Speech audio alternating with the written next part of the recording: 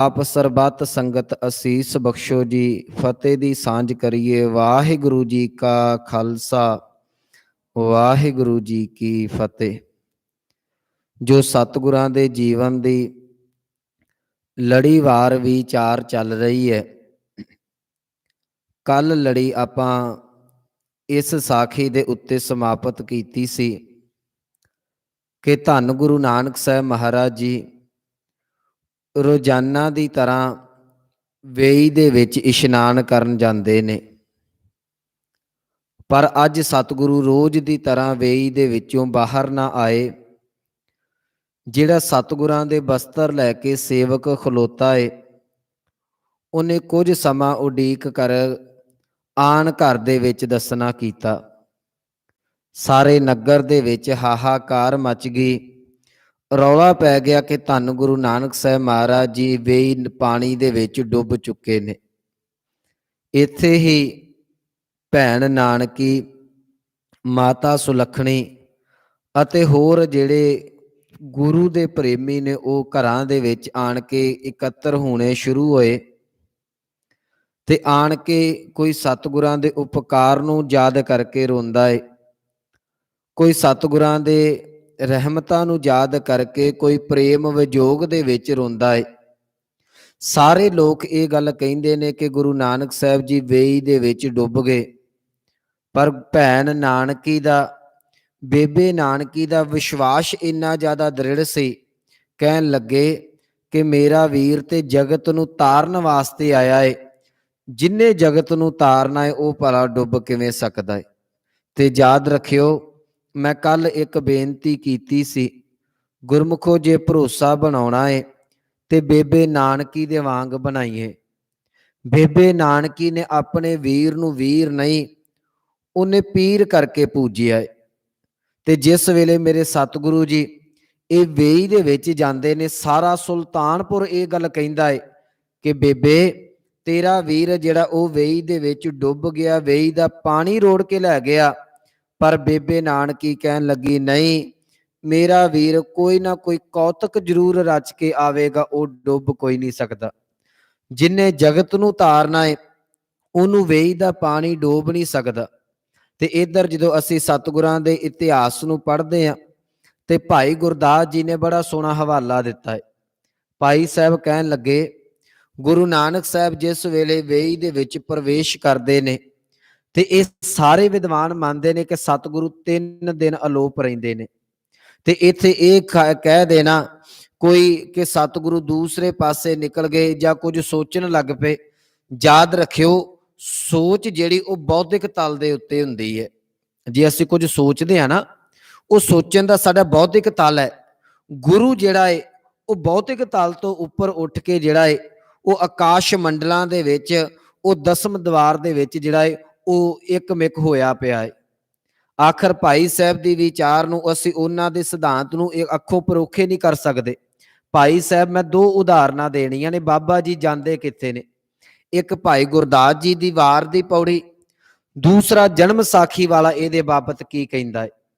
ਤੇ ਭਾਈ ਸਾਹਿਬ ਜੀ, ਭਾਈ ਗੁਰਦਾਸ ਜੀ ਨੇ ਲਿਖਣਾ ਕੀਤਾ, ਕਹਿਣ ਲੱਗੇ ਕਿ ਗੁਰੂ ਨਾਨਕ ਸਾਹਿਬ ਵੇਈ ਚ ਪ੍ਰਵੇਸ਼ ਹੋਏ ਤੇ ਵੇਈ ਤੋਂ ਪ੍ਰਵੇਸ਼ ਤੋਂ ਬਾਅਦ ਇਹ ਮਾਲਕ ਦੇ ਦਰਬਾਰ ਦੇ ਵਿੱਚ, ਸੱਚਖੰਡ ਦੇ ਵਿੱਚ ਹਾਜ਼ਰ ਹੁੰਦੇ ਨੇ। ਜਿਸ ਵੇਲੇ ਗੁਰੂ ਸਾਹਿਬ ਜੀ ਉੱਥੇ ਹਾਜ਼ਰ ਹੋਏ, ਪਰਮਾਤਮਾ ਨੇ ਗੁਰੂ ਸਾਹਿਬ ਦੀ ਝੋਲੀ ਦੇ ਵਿੱਚ ਜਿਹੜਾ ਹੈ ਉਹ ਅੰਮ੍ਰਿਤ ਨਾਮ ਪਾਉਣਾ ਕੀਤਾ। ਤੇ ਜਿਸ ਵੇਲੇ ਪਰਮਾਤਮਾ ਨੇ ਇਹ ਗੱਲ ਕਹੀ ਕਿ ਤੁਹਾਡਾ ਕਾਰਜ ਜਿਹੜਾ ਸੌਂਪਿਆ ਸੀ, ਤੇ ਭਾਈ ਸਾਹਿਬ ਕਹਿਣ ਲੱਗੇ, ਫਿਰ ਬਾਬੇ ਨੇ ਧਿਆਨ ਮਾਰਨਾ ਕੀਤਾ। ਦੇਖੋ ਧਿਆਨ ਦੀ ਸ਼ਕਤੀ ਬੜੀ ਹੈ। ਧਿਆਨ ਆਪਣੇ ਆਪ ਦੇ ਵਿੱਚ ਜਿਹੜਾ ਹੈ ਉਹ ਬਹੁਤ ਕੁਝ ਲੁਕਾਈ ਬੈਠਾ ਹੋਇਆ ਹੈ।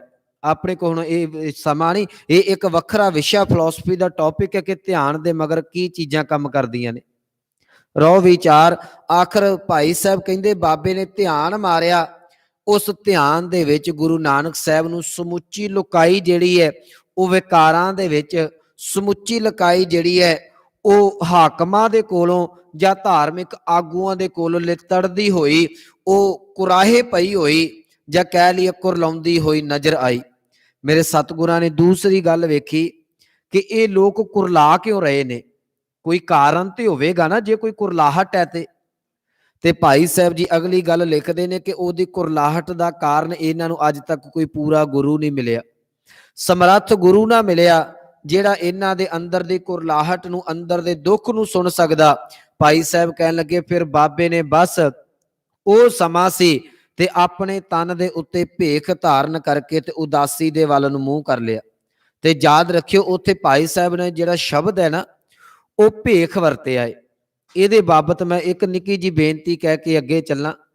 ਦੋ ਚੀਜ਼ਾਂ ਹੁੰਦੀਆਂ ਨੇ, ਇੱਕ ਲਿਬਾਸ ਹੁੰਦਾ ਏ, ਇੱਕ ਭੇਖ ਹੁੰਦਾ ਏ। ਲਿਬਾਸ ਦਾ ਅਰਥ ਹੁੰਦਾ ਪਹਿਰਾਵਾ, ਭੇਖ ਦਾ ਅਰਥ ਇਹ ਹੁੰਦਾ ਹੈ ਕਿ ਮਨੁੱਖ ਉਹ ਹਸਤੀ ਹੈ ਨਹੀਂ ਪਰ ਉਹਨੇ ਉਹ ਲਿਬਾਸ ਤਨ ਤੇ ਪਾਇਆ ਹੋਇਆ, ਉਹਨੂੰ ਜਿਹੜਾ ਜੇ ਭੇਖ ਨੂੰ ਉਹਨੂੰ ਲਿਬਾਸ ਨੂੰ ਭੇਖ ਕਹਿ ਦਿੱਤਾ ਜਾਂਦਾ ਹੈ। ਇੱਕ ਉਦਾਹਰਨ, ਇੱਕ ਮੰਨ ਲਓ ਡਾਕਟਰ ਹੈ, ਉਹ ਹਸਪੀਟਲ ਦੇ ਵਿੱਚ ਜਾਂਦਾ ਹੈ, ਉਹਦੇ ਤਨ ਦੇ ਉੱਤੇ ਵਾਈਟ ਕੋਟ, ਚਿੱਟਾ ਕੋਟ ਪਿਆ ਹੋਇਆ ਹੈ, ਉਹ ਉਹਦਾ ਲਿਬਾਸ ਹੈ। ਕੋਟ ਦੱਸਦਾ ਹੈ ਕਿ ਇਹ ਡਾਕਟਰ ਹੈ।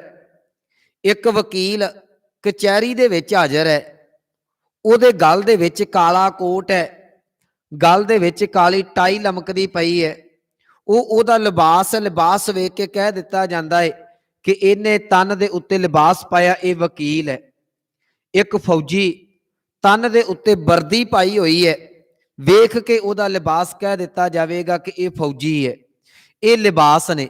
ਪਰ ਇਸੇ ਚੀਜ਼ ਨੂੰ ਮੰਨ ਲਓ ਡਾਕਟਰ ਦਾ ਵੀ ਭਰਾ ਹੈ, ਕੋਈ ਪੁੱਤ ਹੈ, ਕੋਈ ਘਰ ਚ ਕਈ ਵਾਰੀ ਏਦਾਂ ਹੁੰਦਾ ਕਿ ਭਰਾ ਜਿਹੜੇ ਨੇ ਉਹ ਇੱਕ ਦੂਜੇ ਦੇ ਕੱਪੜੇ ਉਹਨਾਂ ਨੂੰ ਆ ਜਾਂਦੇ, ਸਰੀਰ ਕਰਕੇ ਫਿੱਟ ਹੁੰਦੇ ਨੇ। ਇੱਕ ਡਾਕਟਰ ਨੇ ਤਨ ਤੇ ਪਹਿਰਾਵਾ ਪਾਇਆ, ਉਹ ਲਿਬਾਸ ਬਣ ਗਿਆ, ਉਸੇ ਹੀ ਕੋਟ ਨੂੰ ਲਾ ਕੇ ਉਹਦਾ ਭਰਾ ਜਾਂ ਕੋਈ ਹੋਰ ਪਾ ਲਵੇ, ਯਾਦ ਰੱਖਿਓ ਉਹ ਭੇਖ ਬਣ ਕੇ ਰਹਿ ਜਾਏਗਾ। ਵੇਖਣ ਵਾਲਾ ਟਪਲਾ ਭੁਲੇਖਾ ਖਾ ਸਕਦਾ ਹੈ ਕਿ ਇਹ ਡਾਕਟਰ ਜਾਪਦਾ ਹੈ ਪਰ ਉਹਦਾ ਅੰਦਰ ਕਹਿੰਦਾ ਮੈਂ ਡਾਕਟਰ ਨਹੀਂ, ਮੈਂ ਡਾਕਟਰ ਦਾ ਕੋਟ ਪਾਇਆ ਹੋਇਆ ਹੈ। ਕੋਈ ਤਨ ਦੇ ਉੱਤੇ ਵਕੀਲ ਦਾ ਕੋਟ ਪਾ ਲਵੇ, ਕੋਈ ਫੌਜ ਦੀ ਵਰਦੀ, ਕੋਈ ਯੂਨੀਫਾਰਮ ਪਾ ਲਵੇ। ਵਰਦੀ ਪਾਉਣ ਦੇ ਨਾਲ, ਕੱਪੜੇ ਪਾਉਣ ਦੇ ਨਾਲ ਅਸਲੀਅਤ ਜਿਹੜੀ ਉਹ ਮਨੁੱਖ ਦੇ ਅੰਦਰ ਨਹੀਂ ਆ ਸਕਦੀ, ਉਹਨੂੰ ਭੇਖ ਕਿਹਾ ਜਾਂਦਾ ਹੈ। ਗੁਰੂ ਨਾਨਕ ਸਾਹਿਬ ਨੇ ਤਨ ਦੇ ਉੱਤੇ ਭੇਖ ਧਾਰਨ ਕੀਤਾ। ਮੈਂ ਕਿਸੇ ਧਰਮ ਦਾ ਵਿਰੋਧੀ ਜਾਂ ਹਮੈਤੀ ਨਹੀਂ, ਪਰ ਜਿਹੜੇ ਭੇਖ ਨੂੰ ਤੁਸੀਂ ਪੂਜਦੇ ਜੇ ਉਸੇ ਭੇਖ ਦੇ ਵਿੱਚ ਆ ਕੇ ਤੁਹਾਨੂੰ ਮੈਂ ਰੱਬ ਦੇ ਘਰ ਦੀ ਗੱਲ ਸਮਝਾਉਣੀ ਹੈ। ਭਾਈ ਸਾਹਿਬ ਕਹਿਣ ਲੱਗੇ ਮੇਰੇ ਬਾਬੇ ਨੇ ਤਨ ਦੇ ਉੱਤੇ ਭੇਖ ਬਣਾਇਆ ਤੇ ਉਹ ਤੋਂ ਭੇਖ ਬਣਾਉਣ ਤੋਂ ਬਾਅਦ ਮੇਰੇ ਸਤਿਗੁਰੂ ਜੀ ਉਦਾਸੀ ਆਰੰਭ ਕਰਦੇ ਨੇ। ਉਹ ਅਸੀਂ ਭਾਈ ਸਾਹਿਬ ਦੇ ਬਚਨ ਪੜ੍ਹਦੇ ਹਾਂ ਜੀ। ਪਹਿਲੇ ਬਾਬੇ ਪਾਇਆ ਬਖਸ਼ਦਰ, ਕਹਿਣ ਲੱਗੇ ਮਾਲਕ ਦੀ ਦਰਬਾਰ ਤੋਂ ਉਹਨਾਂ ਨੇ ਬਖਸ਼ਿਸ਼ ਰਹਿਮਤ ਹਾਸਲ ਕੀਤੀ। ਪਹਿਲੇ ਬਾਬੇ ਪਾਇਆ ਬਖਸ਼ਦਰ, ਪਿੱਛੋਂ ਦੇ ਫਿਰ ਘਾਲ ਕਮਾਈ, ਰੇਤ ਅੱਕ ਆਹਾਰ ਕਰ, ਰੋੜਾਂ ਦੀ ਗੁਰ ਕਰੀ ਵਿਛਾਈ, ਭਾਰੀ ਕਰੀ ਤਪੱਸਿਆ, ਵੱਡੇ ਭਾਗ ਹਰ ਸਿਉ ਬਨ ਆਈ। ਕਹਿਣ ਲੱਗੇ ਬਾਬੇ ਦੇ ਭਾਗ ਜਿਹੜੇ ਨੇ ਉਹ ਪ੍ਰਮਾਤਮਾ ਦੇ ਨਾਲ ਇੱਕ ਮਿਕਤਾ ਬਣ ਗਈ। ਕਹਿਣ ਲੱਗੇ ਵੱਡੇ ਭਾਗ ਹਰ ਸਿਉ ਬਨ ਆਈ, ਬਾਬਾ ਪੈਂਦਾ ਸੱਚਖੰਡ। ਇਹਨੂੰ ਅਸੀਂ ਅੱਖੋਂ ਪਰੋਖੇ ਨਹੀਂ ਕਰ ਸਕਦੇ। ਭਾਈ ਸਾਹਿਬ ਜੀ ਗਵਾਹੀ ਭਰਦੇ ਨੇ, ਕਹਿਣ ਲੱਗੇ ਬਾਬਾ ਪੈਦਾ ਸੱਚਖੰਡ, ਨੌ ਨਿਧ ਨਾਮ ਗਰੀਬੀ ਪਾਈ, ਬਾਬਾ ਦੇਖੈ ਧਿਆਨ ਧਰ। ਧਿਆਨ ਦੇ ਨਾਲ ਬਾਬੇ ਨੇ ਵੇਖਿਆ ਤੇ ਜਲਤੀ ਸਭ ਪ੍ਰਿਥਵੀ ਦਿਸ ਆਈ। ਬਾਬੇ ਨੂੰ ਸਾਰੀ ਪ੍ਰਿਥਵੀ ਜਿਹੜੀ ਹੈ ਉਹ ਹਾਹਾਕਾਰ ਕਰਦੀ ਨਜ਼ਰ ਆਈ। ਕਹਿਣ ਲੱਗੇ ਬਾਝੋਂ ਗੁਰੂ ਗੁਬਾਰ, ਗੁਬਾਰ ਕਹਿੰਦੇ ਨੇ ਘਰੁੱਪ ਹਨੇਰੇ ਨੂੰ। ਕਹਿਣ ਲੱਗੇ ਇਹ ਕਿਉਂ ਏਦਾਂ ਹੋਇਆ? ਤੇ ਭਾਈ ਸਾਹਿਬ ਕਹਿਣ ਲੱਗੇ ਗੁਰੂ ਤੋਂ ਬਿਨਾ ਅੰਦਰ ਕੇਵਲ ਤੇ ਕੇਵਲ ਘਰੁੱਪ ਹਨੇਰਾ ਸੀ। ਬਾਝੋਂ ਗੁਰੂ ਗੋਪਾਲ ਹੈ ਕਰਦੀ ਸੁਣੀ ਲੁਕਾਈ। ਬਾਬੇ ਭੇਖ ਬਣਾਇਆ, ਬਾਬੇ ਨੇ ਤਨ ਦੇ ਉੱਤੇ ਭੇਖ ਧਾਰਨ ਕੀਤਾ ਹੈ। ਯਾਦ ਰੱਖਿਓ ਧਰਮ ਦਾ ਕੋਈ ਬਾਣਾ ਨਹੀਂ, ਧਰਮ ਕੇਵਲ ਤੇ ਕੇਵਲ ਅੰਦਰ ਦੇ ਉਹ ਸ਼ੁਭ ਗੁਣ ਨੇ ਜਿਹਨੂੰ ਜਿਹੜਾ ਵੀ ਧਾਰਨ ਕਰਕੇ ਸਤਿਗੁਰੂ ਕਹਿੰਦੇ ਉਹ ਧਰਮੀ ਬਣਦਾ। ਬਾਬੇ ਨੇ ਭੇਖ ਪਾਇਆ, ਬਾਬੇ ਭੇਖ ਬਣਾਇਆ, ਉਦਾਸੀ ਕੀ ਰੀਤ ਚਲਾਈ, ਚੜਿਆ ਸੋਧਣ ਧਰਤ ਲੁਕਾਈ। ਕਹਿਣ ਲੱਗੇ ਇਹਨੂੰ ਧਰਤੀ ਨੂੰ ਸੋਧਾ ਲਾਉਣ ਵਾਸਤੇ ਜਿਹੜੇ ਲੋਕ ਇੱਥੋਂ ਦੀ ਪ੍ਰਜਾ ਨੂੰ ਦੱਬੇ ਕੁਚਲੇ ਹੋਏ ਲੋਕਾਂ ਨੂੰ ਹੋਰ ਨੀਵਾ ਖੜ ਕੇ ਉਹਨਾਂ ਨੂੰ ਖਤਮ ਕਰਨਾ ਚਾਹੁੰਦੇ ਨੇ, ਮੇਰੇ ਬਾਬੇ ਨੇ ਉਹਨਾਂ ਨੂੰ ਸੋਧਾ ਲਾਉਣ ਦਾ ਯਤਨ ਕੀਤਾ। ਗੁਰੂ ਨਾਨਕ ਸਾਹਿਬ ਮਹਾਰਾਜ ਜੀ ਆਖਰ ਮਾਲਕ ਦੇ ਦਰਬਾਰ 'ਚ ਹਾਜ਼ਰ ਹੋਏ। ਇਸ ਤੋਂ ਲੈਦਾ ਸਾਡੇ ਕੋਲ ਜਨਮ ਸਾਖੀਆਂ ਦੇ ਬੋਲ ਨੇ ਤੇ ਜਨਮ ਸਾਖੀ ਵਾਲਾ ਇਹ ਗੱਲ ਕਹਿੰਦਾ ਹੈ ਕਿ ਗੁਰੂ ਨਾਨਕ ਸਾਹਿਬ ਮਹਾਰਾਜ ਜੀ ਪਰਮੇਸ਼ਰ ਦੇ ਅਕਾਲ ਪੁਰਖ ਵਾਹਿਗੁਰੂ ਦੇ ਦਰਬਾਰ 'ਚ ਹਾਜ਼ਰ ਹੋਏ। ਉਹਦੇ ਜਿਹੜੇ ਬੋਲ ਨੇ, ਕਹਿ ਲਗੇ ਪਰਮੇਸ਼ਰ ਦੇ ਸੇਵਕਾਂ ਨੇ ਗੁਰੂ ਨਾਨਕ ਸਾਹਿਬ ਜੀ ਨੂੰ ਲਿਆ ਕੇ ਤੇ ਪ੍ਰਮਾਤਮਾ ਦੇ ਅੱਗੇ ਹਾਜ਼ਰ ਕੀਤਾ ਤੇ ਪ੍ਰਮਾਤਮਾ ਨੇ ਸਭ ਤੋਂ ਪਹਿਲਾਂ ਧੰਨ ਗੁਰੂ ਨਾਨਕ ਸਾਹਿਬ ਮਹਾਰਾਜ ਜੀ ਨੂੰ ਨਾਮ ਦਾ ਪਿਆਲਾ ਦਿੱਤਾ ਤੇ ਕਿਹਾ, ਨਾਨਕ ਇਹ ਨਾਮ ਦਾ ਪਿਆਲਾ ਏ, ਇਹਨੂੰ ਤੁਸੀਂ ਪੀਓ ਤੇ ਜਾ ਕੇ ਜਿਹੜੀ ਉਹ ਲੁਕਾਈ ਦੇ ਵਿੱਚ ਇਹਨੂੰ ਪਿਆਉਣਾ ਕਰੋ। ਅਗਲੀ ਗੱਲ ਜਨਮ ਸਾਖੀ ਵਾਲਾ ਲਿਖਦਾ ਹੈ ਕਿ ਉਹਨਾਂ ਪ੍ਰਮਾਤਮਾ ਨੇ ਉੱਥੇ ਗੁਰੂ ਨਾਨਕ ਸਾਹਿਬ ਨੂੰ ਕਿਹਾ, ਕਹਿਣ ਲੱਗੇ, ਨਾਨਕ ਜਾਓ, ਜਾ ਕੇ ਤੁਸੀਂ ਨਾਮਦਾਨ ਇਸ਼ਨਾਨ ਜਿਹੜਾ ਉਹ ਦ੍ਰਿੜ ਕਰਾਉਣਾ ਕਰੋ। ਤੇ ਜਦੋਂ ਇੰਨੀ ਗੱਲ ਕਹੀ ਤੇ ਮੇਰੇ ਸਤਿਗੁਰਾਂ ਨੇ ਉੱਥੇ ਵਾਕ ਵੀ ਉਚਾਰਿਆ ਕਿ ਭੀ ਤੇਰੀ ਕੀਮਤ ਨਾ ਪਵੇ ਹਉ ਕੇਵਡ ਆਖਾ ਨਾਉ। ਤੇ ਉਹ ਅਗਲੀ ਗੱਲ ਪ੍ਰਮਾਤਮਾ ਨੇ ਕਹੀ, ਨਾਨਕ ਸੰਗਤ ਤਾਈਂ ਮਨੁੱਖਤਾ ਤਾਈਂ ਪਰਮੇਸ਼ਰ ਦਾ ਨਾਮ ਦਿਓ। ਤੇ ਸਤਿਗੁਰਾਂ ਦਾ ਅਗਲਾ ਸਵਾਲ ਸੀ ਉਹ ਨਾਮ। ਤੇ ਉੱਥੇ ਜਨਮ ਸਾਖੀ ਵਾਲਾ ਕਹਿੰਦਾ ਕਿ ਪ੍ਰਮਾਤਮਾ ਨੇ ਆਪਣੇ ਮੁਖਾਰ ਬਿੰਦ ਤੋਂ ਉਚਾਰਨ ਕੀਤਾ, ਇੱਕ ਓੰਕਾਰ ਸਤਨਾਮ ਕਰਤਾ ਪੁਰਖ ਨਿਰਭਉ ਨਿਰਵੈਰ ਅਕਾਲ ਮੂਰਤ ਅਜੂਨੀ ਸੈਭੰਗ ਗੁਰ ਪ੍ਰਸਾਦ। ਜਦੋਂ ਪ੍ਰਮਾਤਮਾ ਨੇ ਗੁਰ ਪ੍ਰਸਾਦ ਕਿਹਾ ਤੇ ਬਾਬਾ ਬੋਲ ਉੱਠਿਆ, ਜਪ ਆਦ ਸੱਚ ਜੁਗਾਦ ਸੱਚ ਹੈ ਭੀ ਸੱਚ ਨਾਨਕ ਹੋਸੀ ਭੀ ਸੱਚ ਯਾਦ ਰੱਖੇ। ਇਹ ਸਿੱਖੀ ਦਾ ਮੂਲ ਮੰਤਰ ਸੀ ਗੁਰ ਪ੍ਰਸਾਦ ਤੱਕ ਜੋ ਪ੍ਰਮਾਤਮਾ ਨੇ ਦਿੱਤਾ। ਇਹੀਓ ਕਾਰਨ ਤੁਸੀਂ ਜਪਜੀ ਸਾਹਿਬ ਦੀ ਬਾਣੀ ਪੜ੍ਹਦੇ ਜੇ, ਇਹਦੇ ਉੱਤੇ ਕੋਈ ਸਿਰਲੇਖ ਨਹੀਂ ਮਿਲਦਾ। ਬਾਕੀ ਅੰਮ੍ਰਿਤ ਬਾਣੀ ਪੜ੍ਹੀ ਜਾਂਦੀ, ਉਹਦੇ ਤੇ ਮਹੱਲਾ ਜਾਂ ਭਗਤ ਸਾਹਿਬ ਜਾਂ ਕਿਸੇ ਦਾ ਸਿਰਲੇਖ, ਇਹ ਬਾਣੀ ਕਿਹਦੀ ਹੈ? ਜਪਜੀ ਸਾਹਿਬ ਦੇ ਉੱਤੇ ਸਿਰਲੇਖ ਨਹੀਂ, ਕਿਉਂਕਿ ਜਪਜੀ ਸਾਹਿਬ ਪਰਮਾਤਮਾ ਦੇ ਦਰ ਤੋਂ ਆਈ ਹੋਈ ਉਹ ਅੰਮ੍ਰਿਤ ਬਾਣੀ ਹੈ। ਸੋ ਰਹੁ ਵਿਚਾਰ, ਜਿਸ ਵੇਲੇ ਗੁਰੂ ਨਾਨਕ ਸਾਹਿਬ ਜੀ ਨੇ ਇੰਨੀ ਗੱਲ ਜਿਹੜੀ ਸੀ ਅੱਗੇ ਉਚਾਰਨ ਕੀਤਾ, ਆਦ ਸੱਚ ਜੁਗਾਦ ਸੱਚ ਹੈ ਭੀ ਸੱਚ ਨਾਨਕ ਹੋਸੀ ਭੀ ਸੱਚ, ਉਸ ਤੋਂ ਬਾਅਦ ਪਰਮਾਤਮਾ ਨੇ ਤਿੰਨ ਜਿਹੜੇ ਵਰ, ਤਿੰਨ ਬਖਸ਼ਿਸ਼ਾਂ ਗੁਰੂ ਨਾਨਕ ਸਾਹਿਬ ਨੂੰ ਦਿੱਤੀਆਂ। ਜਨਮ ਸਾਖੀ ਦੇ ਬੋਲ ਨੇ ਪ੍ਰਮਾਤਮਾ ਨੇ ਕਿਹਾ, ਨਾਨਕ ਜਿਸ ਉੱਪਰ ਤੇਰਾ ਕਰਮ ਤਿਸ ਉੱਪਰ ਮੇਰਾ ਕਰਮ, ਜਿਸ ਉੱਪਰ ਤੇਰੀ ਨਦਰ ਤਿਸ ਉੱਪਰ ਮੇਰੀ ਨਦਰ। ਤੀਸਰੀ ਗੱਲ ਕਹੀ, ਮੈਂ ਪਾਰ ਬ੍ਰਹਮ ਪਰਮੇਸ਼ਰ ਤੇ ਤੂੰ ਗੁਰ ਪਰਮੇਸ਼ਰ। ਨਾਨਕ ਜੀ ਦੇ ਤੇ ਤੂੰ ਕਿਰਪਾ ਕਰ ਦਿੱਤੀ, ਜਿਹਨੂੰ ਤੂੰ ਬਖਸ਼ ਦਿੱਤਾ ਉਹਨੂੰ ਮੈਂ ਵੀ ਬਖਸ਼ ਦੇਵਾਂਗਾ। ਇਹ ਝੋਲੀਆਂ ਭਰ ਕੇ ਪ੍ਰਮਾਤਮਾ ਦੀ ਦਰਗਾਹ ਦੇ ਵਿੱਚੋਂ ਧੰਨ ਗੁਰੂ ਨਾਨਕ ਸਾਹਿਬ ਮਹਾਰਾਜ ਜੀ ਆਖਰ ਤੀਸਰੇ ਦਿਨ ਵੇਈ ਦੇ ਵਿੱਚੋਂ ਬਾਹਰ ਆਉਂਦੇ ਨੇ। ਜਦੋਂ ਸਤਿਗੁਰੂ ਬਾਹਰ ਆਏ ਉਸ ਵੇਲੇ ਜਨਮ ਸਾਖੀ ਵਾਲਾ ਲਿਖਦਾ ਹੈ ਕਿ ਸਤਿਗੁਰਾਂ ਨੇ ਇਹ ਉੱਪਰ ਜੂੜਾ ਕੀਤਾ ਹੋਇਆ ਹੈ ਤੇ ਤਨ ਤੇ ਬਸਤਰ ਨਹੀਂ, ਕੇਵਲ ਤੇ ਕੇਵਲ ਤੇੜ ਜਿਹੜੀ ਉਹ ਕੁਪੀਨ ਬੱਧੀ ਹੋਈ ਹੈ। ਸਤਿਗੁਰੂ ਵੇਈ ਤੋਂ ਨਿਕਲ ਕੇ ਸਿੱਧਾ ਸ਼ਮਸ਼ਾਨ ਭੂਮੀ ਦੇ ਵਿੱਚ ਆਉਂਦੇ ਨੇ। ਇਤਿਹਾਸ ਨੂੰ ਆਪਣੇ ਅੱਖਾਂ ਦੇ ਸਾਹਮਣੇ ਰੱਖਿਓ। ਸਤਿਗੁਰੂ ਸ਼ਮਸ਼ਾਨ ਭੂਮੀ ਤੇ ਆਏ, ਨਗਰ ਦੇ ਵਿੱਚ ਰੌਲਾ ਪੈ ਗਿਆ। ਜਿਹੜੇ ਲੋਕ ਕਹਿੰਦੇ ਸਨ ਨਾਨਕ ਡੁੱਬ ਗਿਆ, ਗੁਰੂ ਨਾਨਕ ਸਾਹਿਬ ਡੁੱਬ ਗਏ, ਪਾਣੀ ਰੋੜ ਕੇ ਲੈ ਗਿਆ, ਉਹੀਓ ਲੋਕ ਜਾ ਕੇ ਬੇਬੇ ਨਾਨਕੀ ਨੂੰ ਕਹਿਣ ਲੱਗੇ, ਬੇਬੇ ਤੇਰਾ ਸਿਦਕ ਜਿੱਤ ਗਿਆ, ਅਸੀਂ ਹਾਰ ਗਏ, ਤੇਰਾ ਵੀਰ ਵੇਈ ਚੋਂ ਬਾਹਰ ਆ ਗਿਆ। ਉਹ ਸ਼ਮਸ਼ਾਨਾਂ ਵੱਲ ਨੂੰ ਭੱਜ ਗਿਆ। ਜਿਸ ਵੇਲੇ ਇਹ ਗੱਲ ਨਗਰ 'ਚ ਫੈਲੀ, ਕਿਉਂਕਿ ਸਤਿਗੁਰਾਂ ਦੇ ਪ੍ਰੇਮ ਬੜਾ ਸੀ ਸਾਰੇ ਨਗਰ 'ਚ, ਨਗਰ ਜਾ ਕੇ ਜਿਹੜਾ ਏ ਉਹ ਉੱਥੇ ਸ਼ਮਸ਼ਾਨ ਭੂਮੀ ਦੇ ਵਿੱਚ ਸਤਿਗੁਰਾਂ ਦੇ ਕੋਲ ਇਕੱਠਾ ਹੋ ਗਿਆ। ਨਵਾਬ ਦੌਲਤ ਖਾਨ ਨੂੰ ਪਤਾ ਲੱਗਾ, ਉਹਦੇ ਅਹਿਲਕਾਰ, ਉਹਦੇ ਸੇਵਕ ਜਿਹੜੇ ਆਏ ਨੇ ਉਹ ਵੀ ਗੁਰੂ ਨਾਨਕ ਸਾਹਿਬ ਜੀ ਦੇ ਕੋਲ ਉੱਥੇ ਆਏ। ਇੱਥੇ ਹੀ ਮੇਰੇ ਸਤਿਗੁਰਾਂ ਨੇ ਇੱਕ ਸ਼ਬਦ ਉਚਾਰਨ ਕੀਤਾ ਸੀ, ਜਿਹੜਾ ਉਦਾਸੀ ਤੇ ਜਾਣ ਤੋਂ ਪਹਿਲਾਂ ਤੇ ਵੇਈ ਦੇ ਪ੍ਰਵੇਸ਼ ਤੋਂ ਬਾਅਦ ਸ਼ਬਦ ਸਤਿਗੁਰਾਂ ਕਿਹਾ ਸੀ, ਨਾ ਕੋਈ ਹਿੰਦੂ ਨਾ ਮੁਸਲਮਾਨ। ਇਹ ਯਾਦ ਰੱਖਿਓ, ਇੱਕ ਸ਼ਬਦ ਵਰਤਿਆ ਜਾਂਦਾ, ਨਾ ਹਮ ਹਿੰਦੂ ਨਾ ਮੁਸਲਮਾਨ। ਨਾ ਹਮ ਹਿੰਦੂ ਨਾ ਮੁਸਲਮਾਨ ਇਹ ਗੁਰਬਾਣੀ ਦਾ ਬਚਨ ਹੈ। ਜਿਹੜਾ ਸਤਿਗੁਰਾਂ ਨੇ ਇਤਿਹਾਸ 'ਚ ਬਚਨ ਵਰਤਿਆ ਉਹ ਹੈ ਨਾ ਕੋ ਹਿੰਦੂ ਨਾ ਮੁਸਲਮਾਨ। ਸਤਿਗੁਰੂ ਕਹਿ ਲਗੇ ਨਾ ਕੋਈ ਹਿੰਦੂ ਹੈ ਤੇ ਨਾ ਕੋਈ ਮੁਸਲਮਾਨ ਹੈ। ਸਤਿਗੁਰੂ ਉੱਥੇ ਸ਼ਮਸ਼ਾਨ ਭੂਮੀ 'ਚ ਬੈਠੇ ਨੇ, ਸਾਰੇ ਲੋਕ ਇਕੱਠੇ ਹੋਏ। ਇੱਥੋਂ ਤੱਕ ਵੀ ਕਈਆਂ ਵਿਦਵਾਨਾਂ ਨੇ ਲਿਖਿਆ ਕਿ ਜਿਵੇਂ ਸਾਡੇ ਮਨ 'ਚ ਹੁੰਦਾ ਹੈ ਕਿ ਬੰਦੇ ਨੂੰ ਕੋਈ ਕਸਰ ਹੋ ਗਈ ਹੈ, ਸਤਿਗੁਰੂ ਕੁਝ ਮੁਖਾਰ ਬਿੰਦ ਤੋਂ ਬਚਨ ਨਹੀਂ ਕਰਦੇ, ਕਈ ਤਰ੍ਹਾਂ ਦੇ ਆਹਰ ਪਾਹਰ ਕੀਤੇ ਗਏ। ਆਖਰ ਦੌਲਤ ਖਾਨ ਦੇ ਜਿਹੜੇ ਸੇਵਕ ਨੇ ਆਣ ਕੇ ਗੁਰੂ ਨਾਨਕ ਸਾਹਿਬ ਮਹਾਰਾਜ ਜੀ ਨੂੰ ਕਹਿਣ ਲੱਗੇ ਮੋਦੀ, ਕਿਉਂਕਿ ਸਤਿਗੁਰੂ ਮੋਦੀ ਖਾਨਾ ਚਲਾ ਰਹੇ ਸਨ, ਕਹਿਣ ਲੱਗੇ ਨਾਨਕ ਤੈਨੂੰ ਨਵਾਬ ਸੱਦਦਾ ਪਿਆ ਹੈ। ਤੇ ਯਾਦ ਰੱਖਿਓ ਅੰਦਰ ਇੰਨੀ ਕੁ ਜ਼ਿਆਦੀ ਜ਼ਰੂਰਤ ਸੀ ਸਤਿਗੁਰਾਂ ਦੇ।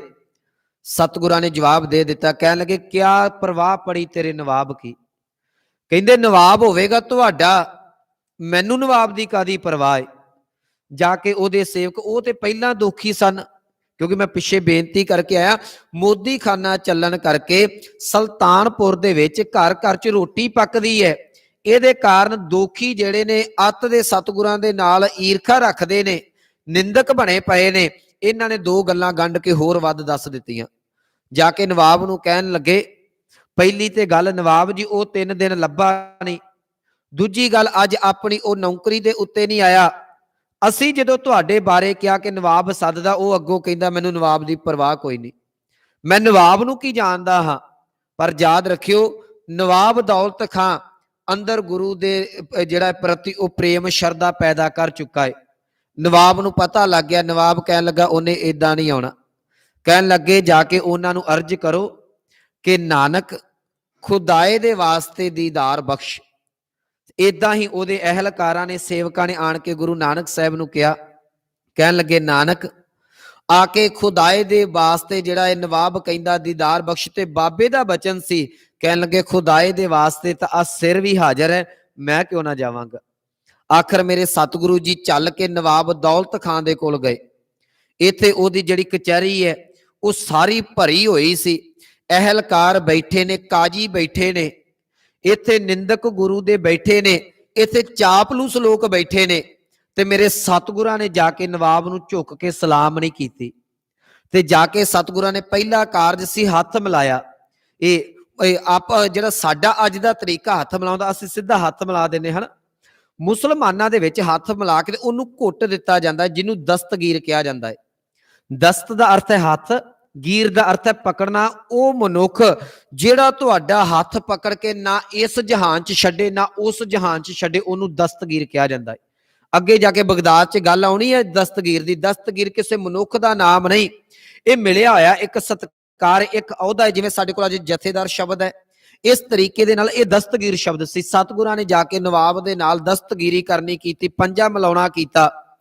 ਦੋਖੀ ਬੋਲੇ, ਕਹਿਣ ਲੱਗੇ ਨਵਾਬ ਸਾਹਿਬ ਇਹਨੇ ਫਿਰ ਆਣ ਕੇ ਗਲਤੀ ਕੀਤੀ ਹੈ, ਹੁਜਤ ਕੀਤੀ ਹੈ, ਆਣ ਕੇ ਤੁਹਾਨੂੰ ਸਲਾਮ ਕੋਈ ਨਹੀਂ ਕੀਤੀ। ਇਹਨੇ ਨੂੰ ਨਵਾਬ ਬੋਲਦਾ। ਸਤਿਗੁਰਾਂ ਨੇ ਜਵਾਬ ਦੇ ਦਿੱਤਾ। ਕਹਿਣ ਲੱਗੇ ਯਾਦ ਰੱਖਿਓ, ਸਲਾਮਾ ਹਿਰਸੀ ਲੋਕ ਕਰਿਆ ਕਰਦੇ ਨੇ। ਹਿਰਸ ਦਾ ਅਰਥ ਹੁੰਦਾ ਲਾਲਚ। ਸਲਾਮ ਉਹ ਕਰਦਾ ਜਿਹਨੂੰ ਕੋਈ ਲਾਲਚ ਹੈ। ਮੈਨੂੰ ਤੁਹਾਡੇ ਨਵਾਬ ਦੀ ਕਾਦੀ ਲਾਲਚੀ, ਮੈਨੂੰ ਕਿਸੇ ਚੀਜ਼ ਦਾ ਹਿਰਸ ਨਹੀਂ, ਮੈਂ ਨਵਾਬ ਨੂੰ ਸਲਾਮ ਨਹੀਂ ਕਰਾਂਗਾ। ਅਗਲੀ ਗੱਲ ਕਹੀ, ਕਹਿਣ ਲੱਗੇ ਤੁਸੀਂ ਕਹਿੰਦੇ ਜੇ ਨਾ ਕੋਈ ਹਿੰਦੂ ਨਾ ਮੁਸਲਮਾਨ। ਸਤਿਗੁਰੂ ਕਹਿਣ ਲੱਗੇ ਹਾਂ ਮੈਂ ਬਿਲਕੁਲ ਸੱਚ ਕਹਿੰਦਾ ਹਾਂ, ਨਾ ਕੋਈ ਸੱਚਾ ਹਿੰਦੂ ਲੱਭਦਾ ਏ, ਨਾ ਕੋਈ ਸੱਚਾ ਮੁਸਲਮਾਨ ਲੱਭਦਾ ਪਿਆ ਏ। ਸਾਰੇ ਤਨ ਦੇ ਉੱਤੇ ਪਹਿਰਾਵੇ ਪਾਈ ਫਿਰਦੇ ਜੇ। ਕਾਜੀ ਇਹ ਜਿਹੜਾ ਸੀ ਅੱਗ ਬੋਲਾ ਹੋ ਕੇ ਬੋਲਿਆ। ਕਹਿਣ ਲੱਗਾ ਨਵਾਬ ਸਾਹਿਬ ਇਹ ਤੋਹੀਨ ਹੈ ਸਾਡੀ, ਇਹਨੂੰ ਕਹੋ ਸਾਬਤ ਕਰਕੇ ਵਿਖਾਵੇ। ਸਤਿਗੁਰ ਇਤਿਹਾਸ ਨੇ ਫਿਰ 2 ਸਾਖੀਆਂ ਸਾਂਭ ਕੇ ਰੱਖੀਆਂ ਜੀ। ਸਤਿਗੁਰਾਂ ਨੇ ਉੱਥੇ ਗੱਲ ਜਿਹੜੀ ਸੀ ਉਹ ਸਾਹਮਣੇ ਰੱਖੀ। ਇਹ ਵੇਈ ਤੋਂ ਪਹਿਲਾਂ ਦੀ ਘਟਨਾ ਹੈ ਸੁਲਤਾਨਪੁਰ ਦੀ। ਇਹ ਵੇਈ ਪਾਰ ਕਰਨ ਵਾਸਤੇ ਇੱਕ ਪੁਲ ਬਣਿਆ ਸੀ। ਪਤਨ ਬਣੇ ਹੁੰਦੇ ਨੇ ਉਹਨਾਂ ਸਮਿਆਂ 'ਚ, ਬੇੜੇ ਜਾਂ ਬੇੜਾ ਹੁੰਦਾ ਸੀ ਜਾਂ ਮਾੜਾ ਮੋਟਾ ਪੁਲ ਬਣਾ ਦੇਣਾ। ਜਿਆਦੇ ਪੁਲ ਨਹੀਂ ਸੀ ਬਣਾਏ ਜਾਂਦੇ, ਜਿਆਦੇ ਬੇੜੇ ਨਹੀਂ ਸੀ ਹੁੰਦੇ। ਉਸ ਪਤਨ ਦੇ ਉੱਤੇ ਇੱਕ ਟੈਕਸ ਵਜੋਂ, ਚੁੰਗੀ ਕੱਟਣ ਵਜੋਂ ਜਿਹੜਾ ਅਹਿਲਕਾਰ ਬੈਠਾ ਹੈ ਉਹ ਖੱਤਰੀ ਹੈ। ਤੇ ਗੁਰੂ ਨਾਨਕ ਸਾਹਿਬ ਮਹਾਰਾਜ ਜੀ ਉੱਥੋਂ ਲੰਘਦੇ ਪਏ ਸਨ। ਕੀ ਦੇਖਦੇ ਨੇ? ਟੈਕਸ ਕੱਟਣ ਵਾਲਾ ਖੱਤਰੀ ਹੈ। ਦੂਸਰੇ ਪਾਸਿਓਂ ਇੱਕ ਗਾਂ ਨੂੰ ਲੈ ਕੇ ਬ੍ਰਾਹਮਣ ਜਿਹੜਾ ਉਹ ਆ ਗਿਆ। ਹੁਣ ਇਹ ਤਿੰਨਾਂ ਦਾ ਧਰਮ ਇੱਕ ਹੋ ਗਿਆ। ਬ੍ਰਾਹਮਣ ਆਇਆ ਗਾਂ ਲੈ ਕੇ। ਖੱਤਰੀ ਕਹਿਣ ਲੱਗਾ ਜੇ ਤੂੰ ਇਹ ਪਤਨ ਨੂੰ ਪਾਰ ਕਰਨਾ ਹੈ, ਪੁਲ ਪਾਰ ਕਰਨਾ ਹੈ, ਤੇ ਤੈਨੂੰ ਟੈਕਸ ਦੇਣਾ ਪੈਣਾ ਹੈ। ਹੁਣ ਖੱਤਰੀ ਵੀ ਹਿੰਦੂ ਹੈ, ਕਿਉਂਕਿ ਪਹਿਲਾਂ ਬ੍ਰਾਹਮਣ, ਦੂਜੇ ਨੰਬਰ ਤੇ ਖੱਤਰੀ। ਬ੍ਰਾਹਮਣ ਵੀ ਜਿਹੜਾ ਉਹ ਵੀ ਹਿੰਦੂ ਹੈ। ਬ੍ਰਾਹਮਣ ਕਹਿਣ ਲੱਗਾ ਕਿ ਦੇਖ ਮੈਂ ਵੀ ਬ੍ਰਾਹਮਣ ਹਾਂ, ਆਪਾਂ ਧਰਮ ਦੇ ਭਰਾ ਹੋ ਗਏ। ਉਸ ਤੋਂ ਬਾਅਦ ਜਿਹਨੂੰ ਮੈਂ ਲੈ ਕੇ ਆਇਆ ਇਹ ਸਾਡੀ ਧਰਮ ਦੀ ਮਾਤਾ, ਇਹ ਗਊ ਮਾਤਾ ਹੈ, ਉਹ ਮੰਨਦੇ ਨੇ। ਯਾਦ ਰੱਖਿਓ ਇਹਦੇ ਨਾਲ ਗੁਰਮਤ ਦਾ ਸੰਬੰਧ ਨਹੀਂ, ਮੈਂ ਸਾਖੀ ਸੁਣਾ ਰਿਹਾ, ਇਹ ਉਹਨਾਂ ਦੀ ਮਾਤਾ ਹੈ। ਸਿੱਖ ਦੀ ਜਾਂ ਖਾਲਸੇ ਦੀ ਮਾਤਾ, ਮਾਤਾ ਸਾਹਿਬ ਕੌਰ ਹੈ। ਕਹਿਣ ਲੱਗੇ ਇਹ ਮਾਤਾ ਹੈ, ਇਹ ਮੇਰੀ ਵੀ ਮਾਤਾ ਹੈ ਤੇ ਤੇਰੀ ਵੀ ਮਾਤਾ ਹੈ। ਖੱਤਰੀ ਕਹਿਣ ਲੱਗਾ ਤੂੰ ਬ੍ਰਾਹਮਣ ਹੈ, ਮੁਬਾਰਕ ਹੈ, ਇਹ ਗਊ ਮਾਤਾ ਹੈ, ਮੁਬਾਰਕ ਹੈ, ਪਰ ਮੈਂ ਨੌਕਰੀਦਾਰ ਹਾਂ, ਪੇਸ਼ੇਦਾਰ ਹਾਂ, ਮਜਬੂਰੀ ਦਾ ਵੱਜਾ ਹੋਇਆ, ਤੈਨੂੰ ਟੈਕਸ ਦੇ ਕੇ ਜਾਣਾ ਪਊਗਾ। ਇੰਨੇ ਚਿਰ ਨੂੰ ਦੇਖਦਿਆਂ ਉਹ ਗਾਈ ਨੇ ਉੱਥੇ ਫੋਰਸ ਕਰ ਦਿੱਤਾ, ਗੋਹਾ ਕਰ ਦਿੱਤਾ। ਹੁਣ ਜਿਹੜਾ ਅਹਿਲਕਾਰ ਸੀ ਖੱਤਰੀ, ਆਪਣੇ ਮੁੰਡੇ ਨੂੰ ਕਹਿੰਦਾ, ਬੱਚਾ ਉਹਦੇ ਕੋਲ ਸੀ, ਕਹਿਣ ਲੱਗਾ ਜਾ ਘਰੋਂ ਬਾਲਟਾ ਲਿਆ, ਗੋਹਾ ਚੁੱਕ ਕੇ ਘਰ ਲੈ ਜਾ, ਪੋਚਾ ਫੇਰ ਕੇ ਚੌਂਕਾ ਸੁੱਚਾ ਕਰਾਂਗੇ। ਸਤਿਗੁਰੂ ਇਹ ਸਾਰਾ ਸੀਨ ਪਏ ਵੇਖਦੇ ਨੇ ਤੇ ਸਤਿਗੁਰੂ ਕੋਲ ਜਾ ਕੇ ਕਹਿਣ ਲੱਗੇ ਭਲਿਓ ਕਿਉਂ ਪਖੰਡ ਕਰਦੇ ਪਏ ਜੇ? ਕਹਿਣ ਲੱਗੇ ਕੀ ਹੋਇਆ? ਕਹਿਣ ਲੱਗੇ ਤੂੰ ਖੱਤਰੀ, ਇਹ ਬ੍ਰਾਹਮਣ, ਇਹ ਗਾਂ ਇਹ ਵੀ ਤੁਹਾਡੀ ਮਾਂ ਹੈ, ਤੁਸੀਂ ਆਪਸ ਚ ਭਰਾ ਜੇ। ਗਊ ਦੇ ਗੋਬਰ ਦੇ ਨਾਲ, ਗੋਹੇ ਦੇ ਨਾਲ ਤੁਸੀਂ ਕਹਿੰਦੇ ਚੌਂਕਾ ਸੁੱਚਾ ਹੋਣਾ ਹੈ, ਇਹਨਾਂ ਨੂੰ ਤੂੰ ਨੰਗਣ ਨਹੀਂ ਦੇ ਰਿਹਾ, ਇਹਨਾਂ ਦੇ ਉੱਤੇ ਟੈਕਸ ਲਾਈ ਫਿਰਦਾ। ਇਹੋ ਜਿਹੇ ਪਖੰਡ ਕਰਨੇ ਛੱਡ ਦੇ। ਉੱਥੇ ਸਤਿਗੁਰਾਂ ਨੇ ਇੱਕ ਸ਼ਲੋਕ ਉਚਾਰਨ ਕੀਤਾ ਸੀ ਜਿਹੜਾ ਆਸਾ ਦੀ ਵਾਰ ਦੇ ਅੰਦਰ ਦਰਜ ਹੈ, ਗਊ ਬ੍ਰਾਹਮਣ ਕਉ ਕਰ ਲਾਵੋ। ਕਰ ਦਾ ਅਰਥ ਟੈਕਸ। ਗਊ ਬ੍ਰਾਹਮਣ ਕਉ ਕਰ ਲਾਵੋ, ਗੋਬਰ ਤਰਨ ਨਾ ਜਾਈ, ਧੋਤੀ ਟਿੱਕਾ ਤੈ ਜਪ ਮਾਲੀ, ਧਾਨ ਹਾਕਮ ਕਿਹਦਾ ਹੈ, ਨੌਕਰੀ ਕਿਹਦੀ ਹੈ, ਮਲੇਸ਼ ਦੀ, ਮੁਗਲ ਦੀ ਪਏ ਕਰਦੇ ਨੇ, ਲੋਧੀ ਦੀ ਕਰਦੇ। ਕਹਿਣ ਲੱਗੇ ਗਊ ਬ੍ਰਾਹਮਣ ਕਉ ਕਰ ਲਾਵੋ, ਗੋਬਰ ਤਰਨ ਨਾ ਜਾਈ, ਧੋਤੀ ਟਿੱਕਾ ਤੈ ਜਪ ਮਾਲੀ, ਧਾਨ ਮਲੇਸ਼ਾ ਖਾਈ। ਕਹਿ ਲੱਗੇ ਸ਼ੋ ਡੀਲੇ ਪਾਖੰਡਾ, ਕਹਿੰਦੇ ਇਹ ਪਖੰਡ ਛੱਡ ਦੇ। ਸ਼ੋ ਡੀਲੇ ਪਾਖੰਡਾ ਨਾਮ ਲਿਆ ਜਾਹੇ ਤਰੰਦਾ। ਕਹਿਣ ਲੱਗੇ ਭਲਿਆ ਜੇ ਭਵਜਲ ਨੂੰ ਪਾਰ ਹੋਣਾ ਹੈ ਤੇ ਇਹ ਤੈਨੂੰ ਇਹ ਪਖੰਡ ਛੱਡ ਕੇ ਨਾਮ ਜਪਣਾ ਪੈਣਾ। ਇਹ ਘਟਨਾ ਸੀ ਜਿਹਦੇ ਕਾਰਨ ਸਤਿਗੁਰਾਂ ਕਹਿ ਦਿੱਤਾ ਨਾ ਕੋ ਹਿੰਦੂ। ਕਹਿੰਦੇ ਕੋਈ ਸੱਚਾ ਹਿੰਦੂ ਨਹੀਂ, ਕੇਵਲ ਤੇ ਕੇਵਲ ਤਨ ਤੇ ਪਹਿਰਾਵਾ ਪਾਇਆ। ਇੱਕ ਅਗਲਾ ਸ਼ਲੋਕ ਹੈ ਜੀ, ਮੈਂ ਪਹਿਲੇ ਦਿਨ ਅਰਜ ਕਰ ਦਿੱਤਾ ਸੀ, 2 ਪੰਕਤੀਆਂ ਪੜ੍ਹ ਦੇਣਾ, ਉਹਦੀ ਵਿਆਖਿਆ ਦੀ ਲੋੜ ਨਹੀਂ। ਮਾਨਸ ਖਾਣਾ ਕਰੈ ਨਿਵਾਜ ਸ਼ੁਰੀ ਵਗਾਇਨ, ਤਿੰਨ ਗਲ ਤਾਗ ਤਿੰਨ ਘਰ ਬ੍ਰਾਹਮਣ ਪੂਰੈ ਨਾਦ, ਉਹਨਾਂ ਪੇ ਆਵੈ ਉਹੀ ਸਾਧ, ਕੂੜੀ ਰਾਸ ਕੂੜਾ ਵਾਪਾਰ, ਕੂੜ ਬੋਲ ਕਰੇ ਆਹਾਰ, ਸਰਮ ਧਰਮ ਕਾ ਡੇਰਾ ਦੂਰ, ਨਾਨਕ ਕੂੜ ਰਹਿਆ ਭਰਪੂਰ, ਮੱਥੇ ਟਿੱਕਾ ਤੇੜ ਧੋਤੀ ਕਾ ਖਾਈ, ਹੱਥ ਛੁਰੀ ਜਗਤ ਕਾ ਸਾਈ, ਨੀਲ ਵਸਤਰ ਪੈਰ ਹੋਵੇ ਪੁਰਾਨ, ਮਲੇਸ਼ ਧਾਨ ਲੈ ਪੂਜੈ ਪੁਰਾਨ, ਅਭਾਖਿਆ ਕਾ ਕੁੱਠਾ ਬੱਕਰਾ ਖਾਣਾ, ਚੌਂਕੇ ਉੱਪਰ ਕਿਸੇ ਨਾ ਜਾਣਾ, ਦੇਖ ਕੇ ਚੌਂਕਾ ਕੱਢੀ ਕਾਰ, ਉੱਪਰ ਆਏ ਬੈਠੇ ਕੁੜਿਆਰ, ਮਤ ਪਿੱਟੈ ਵੇ ਮਤ ਪੀਟੈ, ਇਹ ਅੰਨ ਅਸਾਡਾ ਫਿੱਟੈ, ਤਨ ਫਿੱਟੈ ਫੇੜ ਕਰੇਨ, ਮਨ ਜੂਠੈ ਚੁਲੀ ਭਰੇਨ, ਕਹੋ ਨਾਨਕ ਸੱਚ ਧਿਆਈਐ, ਸੋਚੋ ਵੈ ਤਾਂ ਸੱਚ ਪਾਈਐ। ਸਤਿਗੁਰਾਂ ਨੇ ਇਹ ਪਾਜ ਉਘੇੜ ਕੇ ਰੱਖ ਦਿੱਤਾ ਕਿ ਭਲਿਓ ਤੁਸੀਂ ਆਪਣੇ ਆਪ ਨੂੰ ਹਿੰਦੂ ਕਹਿੰਦੇ ਜੇ, ਤੁਸੀਂ ਆਪਣੇ ਆਪ ਨੂੰ ਧਰਮੀ ਕਹਿੰਦੇ ਜੇ, ਪਰ ਤੁਹਾਡੇ ਅੰਦਰ ਧਰਮ ਦੀ ਕੋਈ ਨਜ਼ਰ ਨਹੀਂ, ਕੋਈ ਪਰਿਭਾਸ਼ਾ ਨਜ਼ਰ ਨਹੀਂ ਆਉਂਦੀ ਪਈ। ਇਹ ਗੱਲ ਸਾਹਮਣੇ ਰੱਖੀ। ਕਾਜੀ ਬੋਲਿਆ, ਕਹਿਣ ਲੱਗੇ ਹਿੰਦੂ ਤੇ ਮੰਨੇ, ਅਸੀਂ ਮੁਸਲਮਾਨ ਕਿਉਂ ਨਹੀਂ? ਸਤਿਗੁਰੂ ਕਹਿਣ ਲੱਗੇ ਮੈਂ ਕਿਸੇ ਨੂੰ ਇਹ ਧਰਮ ਨੂੰ ਮਾੜਾ ਨਹੀਂ, ਕਿਸੇ ਨੂੰ ਚੰਗਾ ਨਹੀਂ, ਤੁਸੀਂ ਤਨ ਤੇ ਪਹਿਰਾਵਾ ਪਾ ਕੇ ਭੇਖ ਕਰਦੇ ਪਏ ਜੇ। ਤੇ ਉੱਥੇ ਕਾਜੀ ਨੇ ਕਿਹਾ ਤੁਸੀਂ ਕਿਹਦਾ ਪੱਖ ਪੂਰਦੇ ਜੇ? ਸਤਿਗੁਰੂ ਕਹਿਣ ਲੱਗੇ ਮੈਂ ਇਨਸਾਨੀਅਤ ਦਾ ਪੱਖ ਪੂਰਨ ਆਇਆ ਹਾਂ, ਮੈਂ ਸਾਰਿਆਂ ਦੇ ਨਾਲ ਸਾਂਝੀ ਗੱਲ ਕਰਾਂਗਾ। ਕਾਜੀ ਨੇ ਕਿਹਾ, ਕਹਿਣ ਲੱਗਾ ਜੇ ਤੁਹਾਡੇ ਵਾਸਤੇ ਕੋਈ ਹਿੰਦੂ ਨਹੀਂ, ਕੋਈ ਮੁਸਲਮਾਨ ਨਹੀਂ, ਸਾਡੇ ਨਾਲ ਚੱਲ ਕੇ ਮਸਜਿਦ ਦੇ ਵਿੱਚ ਨਮਾਜ਼ ਅਦਾ ਕਰੋ। ਸਤਿਗੁਰੂ ਕਹਿਣ ਲੱਗੇ ਕੋਈ ਪਰਵਾਹ ਨਹੀਂ। ਸਤਿਗੁਰੂ ਨਿਕਲੇ, ਨਵਾਬ ਦੌਲਤ ਖਾਨ ਗਿਆ, ਕਾਜੀ ਗਿਆ, ਇਹਨਾਂ ਦੇ ਮਗਰ ਅਹਿਲਕਾਰ ਤੇ ਸਮੁੱਚਾ ਜਿਹੜਾ ਨਗਰ ਇਕੱਠਾ ਹੋਇਆ ਸੀ ਉਹ ਸਾਰੇ ਤੁਰ ਪਏ। ਹੁਣ ਲੋਕਾਂ ਦੇ ਜ਼ੁਬਾਨ ਤੇ ਇੱਕ ਗੱਲ ਹੋਰ ਆ ਗਈ ਕਿ ਅੱਜ ਤੋਂ ਨਾਨਕ ਜਿਹੜਾ ਇਹ ਮੁਸਲਮਾਨ ਬਣ ਜਾਵੇਗਾ। ਭਾਈ ਜੈ ਰਾਮ ਨੂੰ ਵੀ ਕਿਹਾ, ਮਾਤਾ ਸੁਲੱਖਣੀ ਜੀ ਨੂੰ ਕਿਹਾ, ਬੇਬੇ ਨਾਨਕੀ ਨੂੰ ਵੀ ਕਿਹਾ। ਬੇਬੇ ਨਾਨਕੀ ਕਹਿ ਲੱਗੇ ਮੇਰਾ ਵੀਰ ਤੇ ਇਹਨਾਂ ਧਰਮਾਂ ਦੀਆਂ ਜੰਜੀਰਾਂ ਤੋੜਨ ਆਇਆ ਏ, ਉਹਨੂੰ ਕੌਣ ਧਰਮ ਦੀਆਂ ਬੰਦਸ਼ਾਂ ਦੇ ਵਿੱਚ ਬੰਨ ਸਕਦਾ ਹੈ? ਯਾਦ ਰੱਖਿਓ ਇਹ ਗੁਰਮਤ ਦੇ ਵਿੱਚ ਧਰਮ ਦੀ ਪਰਿਭਾਸ਼ਾ ਪੁੱਛਣੀ ਹੈ ਤੇ ਗੁਰੂ ਮੈਂ ਉਦੋਂ ਦੀ ਇੱਕ ਬੇਨਤੀ ਕਰਦਾ, ਜੋ ਪੁੱਛਣਾ ਤੁਸੀਂ ਗੁਰੂ ਨੂੰ ਪੁੱਛੋ। ਤੇ ਗੁਰੂ ਅਰਜਨ ਸਾਹਿਬ ਨੂੰ ਪੁੱਛਿਆ ਕਿ ਦਾਤਾ ਜੀ ਧਰਮ ਦੀ ਪਰਿਭਾਸ਼ਾ ਕੀ ਹੈ? 2 ਪੰਕਤੀਆਂ ਦੇ ਅੰਦਰ ਗੁਰਮੁਖੋਂ ਜਵਾਬ ਮਿਲਦਾ। ਸਤਿਗੁਰੂ ਕਹਿ ਲਗੇ ਸਰਬ ਧਰਮ ਮਹਿ, ਸਰਬਰ ਦਾ ਅਰਥ ਸਾਰੇ, ਸਾਰਿਆਂ ਧਰਮਾਂ ਚੋਂ ਜੇ ਤੁਸੀਂ ਧਰਮ ਦੀ ਗੱਲ ਕਰਦੇ ਨੇ ਨਾ, ਸ੍ਰੇਸ਼ਟ ਧਰਮ, ਵਧੀਆ ਧਰਮ, ਸਤਿਗੁਰੂ ਕਹਿਣ ਲੱਗੇ ਮੈਂ ਤੁਹਾਨੂੰ ਦੱਸਦਾ। ਉਹਦੀ ਪਰਿਭਾਸ਼ਾ ਸੁਣਿਓ ਕੀ ਕਹਿ ਲਗੇ, ਹਰ ਕੋ ਨਾਮ ਜਪ ਨਿਰਮਲ ਕਰਮ, ਕਹਿੰਦੇ ਸ਼ੁਭ ਕਰਮ ਕਰਕੇ ਪਰਮੇਸ਼ਰ ਦਾ ਨਾਮ ਜਪੀ, ਤੇਰੇ ਵਰਗਾ ਧਰਮੀ ਕੋਈ ਨਹੀਂ, ਤੇਰੇ ਵਰਗਾ ਰੱਬ ਦਾ ਪਿਆਰਾ ਬੰਦਾ ਕੋਈ ਨਹੀਂ। ਆਖਰ ਸਤਿਗੁਰੂ ਮਸੀਤ ਦੇ ਵਿੱਚ ਗਏ, ਕਾਜੀ ਉਹਨਾਂ ਨੇ ਉਜੂ ਕੀਤਾ, ਨਵਾਬ ਨੇ ਕੀਤਾ। ਕਰਨ ਤੋਂ ਉਪਰੰਤ ਜਿਹੜਾ ਹੈ ਇਹ ਮਸੀਤ ਉਜੂ, ਮੈਂ ਥੋੜੀ ਜਿਹੀ ਬੇਨਤੀ ਕਰ ਜਾਵਾਂ, ਜਿਵੇਂ 5 ਇਸ਼ਨਾਨਾਂ ਕਰਦੇ ਆ ਨਾ ਆਪਾਂ, 5 ਇਸ਼ਨਾਨਾਂ ਦੇ ਵਿੱਚ ਹੱਥ ਧੋਤੇ ਜਾਂਦੇ ਨੇ, ਪੈਰ 4 ਹੋ ਗਏ ਤੇ 5ਵਾਂ ਮੂੰਹ ਧੋਤਾ ਜਾਂਦਾ ਹੈ। ਉਜੂ ਦੇ ਵਿੱਚ 5 ਇਸ਼ਨਾਨਾਂ ਹੀ ਕੀਤਾ ਜਾਂਦਾ, ਉਹਦੇ ਵਿੱਚ ਇਹ ਜਿਹੜੀਆਂ ਬਾਹਾਂ ਨੇ ਉਹ ਅਰਕਾਂ ਤੱਕ ਧੋਤੀਆਂ ਜਾਂਦੀਆਂ ਨੇ, ਉਹਨੂੰ ਉਜੂ ਕਹਿੰਦੇ ਨੇ ਉਹ। ਚਲੋ ਇਹ ਇੱਕ ਵੱਖਰਾ ਪੱਖ ਹੈ। ਆਖਰ ਸਤਿਗੁਰੂ ਮਸੀਤ ਦੇ ਵਿੱਚ ਇਹਨਾਂ ਦੇ ਨਾਲ ਗਏ, ਕਾਜੀ ਅੱਗੇ ਹੈ, ਨਾਲ ਨਵਾਬ ਹੈ, ਮਗਰ ਸਤਿਗੁਰੂ ਨੇ ਕਾਜੀ ਨੇ ਜਿਹੜੀ ਸੀ ਉਹ ਨਮਾਜ਼ ਪੜ੍ਹਨੀ ਸ਼ੁਰੂ ਕਰ ਦਿੱਤੀ। ਨਮਾਜ਼ ਅਦਾ ਕਰਦਾ ਜੋ ਉਹਨਾਂ ਦਾ ਢੰਗ ਤਰੀਕਾ ਹੈ, ਗੋਡਿਆਂ ਭਾਰ ਹੋ ਕੇ ਕਰਦਾ, ਕਦੀ ਖਲੋ ਕੇ ਕਰਦਾ ਹੈ। ਇੱਧਰ ਨਵਾਬ ਵੀ ਕਰਦਾ, ਜਿਹੜੇ ਨਾਲ ਮੁਸਲਮਾਨ ਆਏ ਨੇ ਉਹ ਵੀ ਨਮਾਜ਼ ਅਦਾ ਕਰਦੇ ਨੇ। ਸਤਿਗੁਰੂ ਸਾਰਾ ਸੀਨ ਪਏ ਦੇਖਦੇ ਨੇ। ਦੇਖ ਕੇ ਮੇਰੇ ਸਤਿਗੁਰੂ ਜੀ ਮੁਸਕਰਾਏ। ਹੁਣ ਜਦੋਂ ਮੁਸਕਰਾਏ, ਇਹ ਮਨੁੱਖ ਪਹਿਲਾਂ ਹੀ ਕਾਜੀ ਹੁਣੀ ਧਰਮ ਦੇ ਠੇਕੇਦਾਰ ਬਣੇ ਸਨ, ਦੂਸਰਾ ਇਹ ਗੁਰੂ ਤੋਂ ਚਿੜੇ ਹੋਏ ਨੇ, ਕਿਉਂਕਿ ਸਤਿਗੁਰਾਂ ਨੂੰ ਉਹ ਨੀਵਾਂ ਵਿਖਾਉਣਾ ਚਾਹੁੰਦੇ ਨੇ। ਤੀਸਰਾ, ਸਤਿਗੁਰੂ ਇਹਨਾਂ ਤੇ ਹੱਸ ਰਹੇ ਨੇ, ਗੁੱਸਾ ਤੇ ਇਹਨਾਂ ਨੂੰ ਸੁਭਾਵਿਕ ਸੀ ਚੜ੍ਹਨਾ ਹੈ। ਇੱਕ ਤੁਹਾਨੂੰ ਮੈਂ ਨੁਕਤਾ ਦੇ ਦਾਂ, ਇਹ ਕਿਸੇ ਨੂੰ ਹਾਈਪਰ ਕਰਨਾ ਹੋਵੇ ਨਾ, ਕਿਸੇ ਨੂੰ ਜ਼ਿਆਦਾ ਗੁੱਸਾ ਦਿਵਾਉਣਾ, ਕੋਈ ਬਦਲਾ ਲੈਣਾ ਹੋਵੇ, ਤੇ ਕਿਸੇ ਨੂੰ ਮਾਰਨ ਦੀ ਲੋੜ ਨਹੀਂ। ਤੁਹਾਡੇ ਤੇ ਕੋਈ ਗੁੱਸਾ ਕਰਦਾ, ਅੱਗੋਂ ਸਮਾਈਲ ਕਰਦੇ ਹੋ, ਉਹ ਵਿਚਾਰਾ ਜ਼ਿਆਦਾ ਦੁਖੀ ਹੋ ਜਾਂਦਾ ਹੈ ਵੀ ਮੈਂ ਇਹਦੇ ਤੇ ਕਲਪਦਾ, ਇਹਦੇ ਤੇ ਅਸਰ ਕੋਈ ਨਹੀਂ ਹੁੰਦਾ। ਇਹ ਹਥਿਆਰ ਦਿੱਤੇ ਸਾਨੂੰ ਸਤਿਗੁਰਾਂ ਨੇ, ਲੜਨ ਦੀ ਕੋਈ ਬਹੁਤੀ ਹਰ ਥਾਂ ਤੇ ਲੋੜ ਨਹੀਂ ਹੁੰਦੀ। ਆਖਰ ਸਤਿਗੁਰੂ ਜਿਸ ਵੇਲੇ ਮੁਸਕਰਾਏ, ਕਾਜੀ ਨੇ ਨਮਾਜ਼ ਅਦਾ ਕਰਕੇ ਫਿਰ ਨਵਾਬ ਨੂੰ ਕਿਹਾ, ਨਵਾਬ ਸਾਹਿਬ, ਇਹਦੀਆਂ ਕਿੰਨੀਆਂ ਕੁ ਗਲਤੀਆਂ ਮਾਫ ਕਰੀ ਜਾਓਗੇ? ਤੁਸੀਂ ਵੀ ਵੇਖਿਆ, ਮੈਂ ਵੀ ਵੇਖਿਆ, ਸਮੁੱਚੀ ਲੋਕਾਈ ਨੇ ਵੇਖਿਆ ਕਿ ਇਹਨੇ ਨਮਾਜ਼ ਅਦਾ ਨਹੀਂ ਕੀਤੀ। ਦੂਸਰੀ ਗਲਤੀ, ਇਹਨੇ ਸਾਡੇ ਵੱਲ ਵੇਖ ਕੇ ਸਾਡਾ ਮਖੌਲ ਉਡਾਉਣਾ ਕੀਤਾ ਹੈ। ਇਹ ਇਸਲਾਮ ਦੇ ਸ਼ਰਅ ਦੇ ਤੋਹੀਨ ਹੈ, ਉਹਦੇ ਵਿਰੁੱਧ ਹੈ, ਇਹਨੂੰ ਸਜ਼ਾ ਦਿੱਤੀ ਜਾਵੇ। ਸਤਿਗੁਰਾਂ ਨੂੰ ਜਿਸ ਵੇਲੇ ਇੰਨੀ ਗੱਲ ਕਰਨੀ ਪਈ ਤੇ ਸਤਿਗੁਰੂ ਬੋਲ ਪਏ, ਕਹਿਣ ਲੱਗੇ, ਕਾਜੀ ਜੀ, ਨਮਾਜ਼ ਮੈਂ ਅਦਾ ਨਹੀਂ ਕੀਤੀ ਜਾਂ ਨਮਾਜ਼ ਤੁਸੀਂ ਅਦਾ ਨਹੀਂ ਕੀਤੀ? ਸੁਣਿਓ ਧਿਆਨ ਨਾਲ, ਗੁਰਮਤਿ ਦਾ ਫਲਸਫਾ ਬੜਾ ਨਿਰੋਲ ਹੈ, ਬੜਾ ਪਵਿੱਤਰ ਹੈ। ਕਹਿਣ ਲੱਗੇ, ਨਮਾਜ਼ ਕਿੰਨੇ ਅਦਾ ਨਹੀਂ ਕੀਤੀ? ਕਾਜੀ ਕਹਿੰਦਾ, ਸਾਰੇ ਦੇਖਦੇ ਪਏ ਸਨ। ਸਤਿਗੁਰੂ ਕਹਿਣ ਲੱਗੇ, ਮੈਂ ਵੀ ਦੇਖਦਾ ਪਿਆ ਸਾਂ। ਜੇ ਊਠਕ ਬੈਠਕ ਹੀ ਕਰਨੀ ਸੀ, ਜੇ ਬੈਠਕਾਂ ਹੀ ਮਾਰਨੀਆਂ ਸਨ, ਉੱਥੇ ਹੀ ਮਾਰ ਲੈਂਦੇ, ਘੱਟੋ ਘੱਟ ਧਰਮ ਦਾ ਨਾਮ ਤਾਂ ਨਾ ਬਦਨਾਮ ਕਰੋ। ਕਾਜੀ ਕਹਿਣ ਲੱਗਾ, ਕੀ ਮਤਲਬ? ਸਤਿਗੁਰੂ ਕਹਿਣ ਲੱਗੇ, ਮਸੀਤ ਚ ਖਲੋਤਾ ਹੈ, ਆਪਣੇ ਮਨ ਨੂੰ ਪੁੱਛ ਕੇ ਦੱਸ, ਤੇਰਾ ਧਿਆਨ ਕਿੱਥੇ ਸੀ? ਤੇਰੇ ਘਰ ਸਤਿਗੁਰਾਂ ਨੇ ਉੱਥੇ ਅੰਤਰਜਾਮਤਾ ਦੇ ਨਾਲ ਉਹ ਸਾਰਾ ਪੱਖ ਲਿਆ ਕੇ ਰੱਖ ਦਿੱਤਾ। ਕਹਿਣ ਲੱਗੇ, ਤੇਰੇ ਘਰ ਚ ਘੋੜੀ ਨਹੀਂ ਸੂਈ? ਘੋੜੀ ਸੂਈ ਹੈ, ਤੇਰੇ ਘਰ ਚ ਖੂਹੀ ਹੈ। ਤੇਰਾ ਧਿਆਨ ਮਗਰ ਵਸ਼ੇਰੀ ਦੀ ਹੈ, ਕਿਤੇ ਮਤਾ ਵਸ਼ੇਰੀ ਉਹ ਖੂਹੀ ਦੇ ਵਿੱਚ ਡਿੱਗ ਪਵੇ।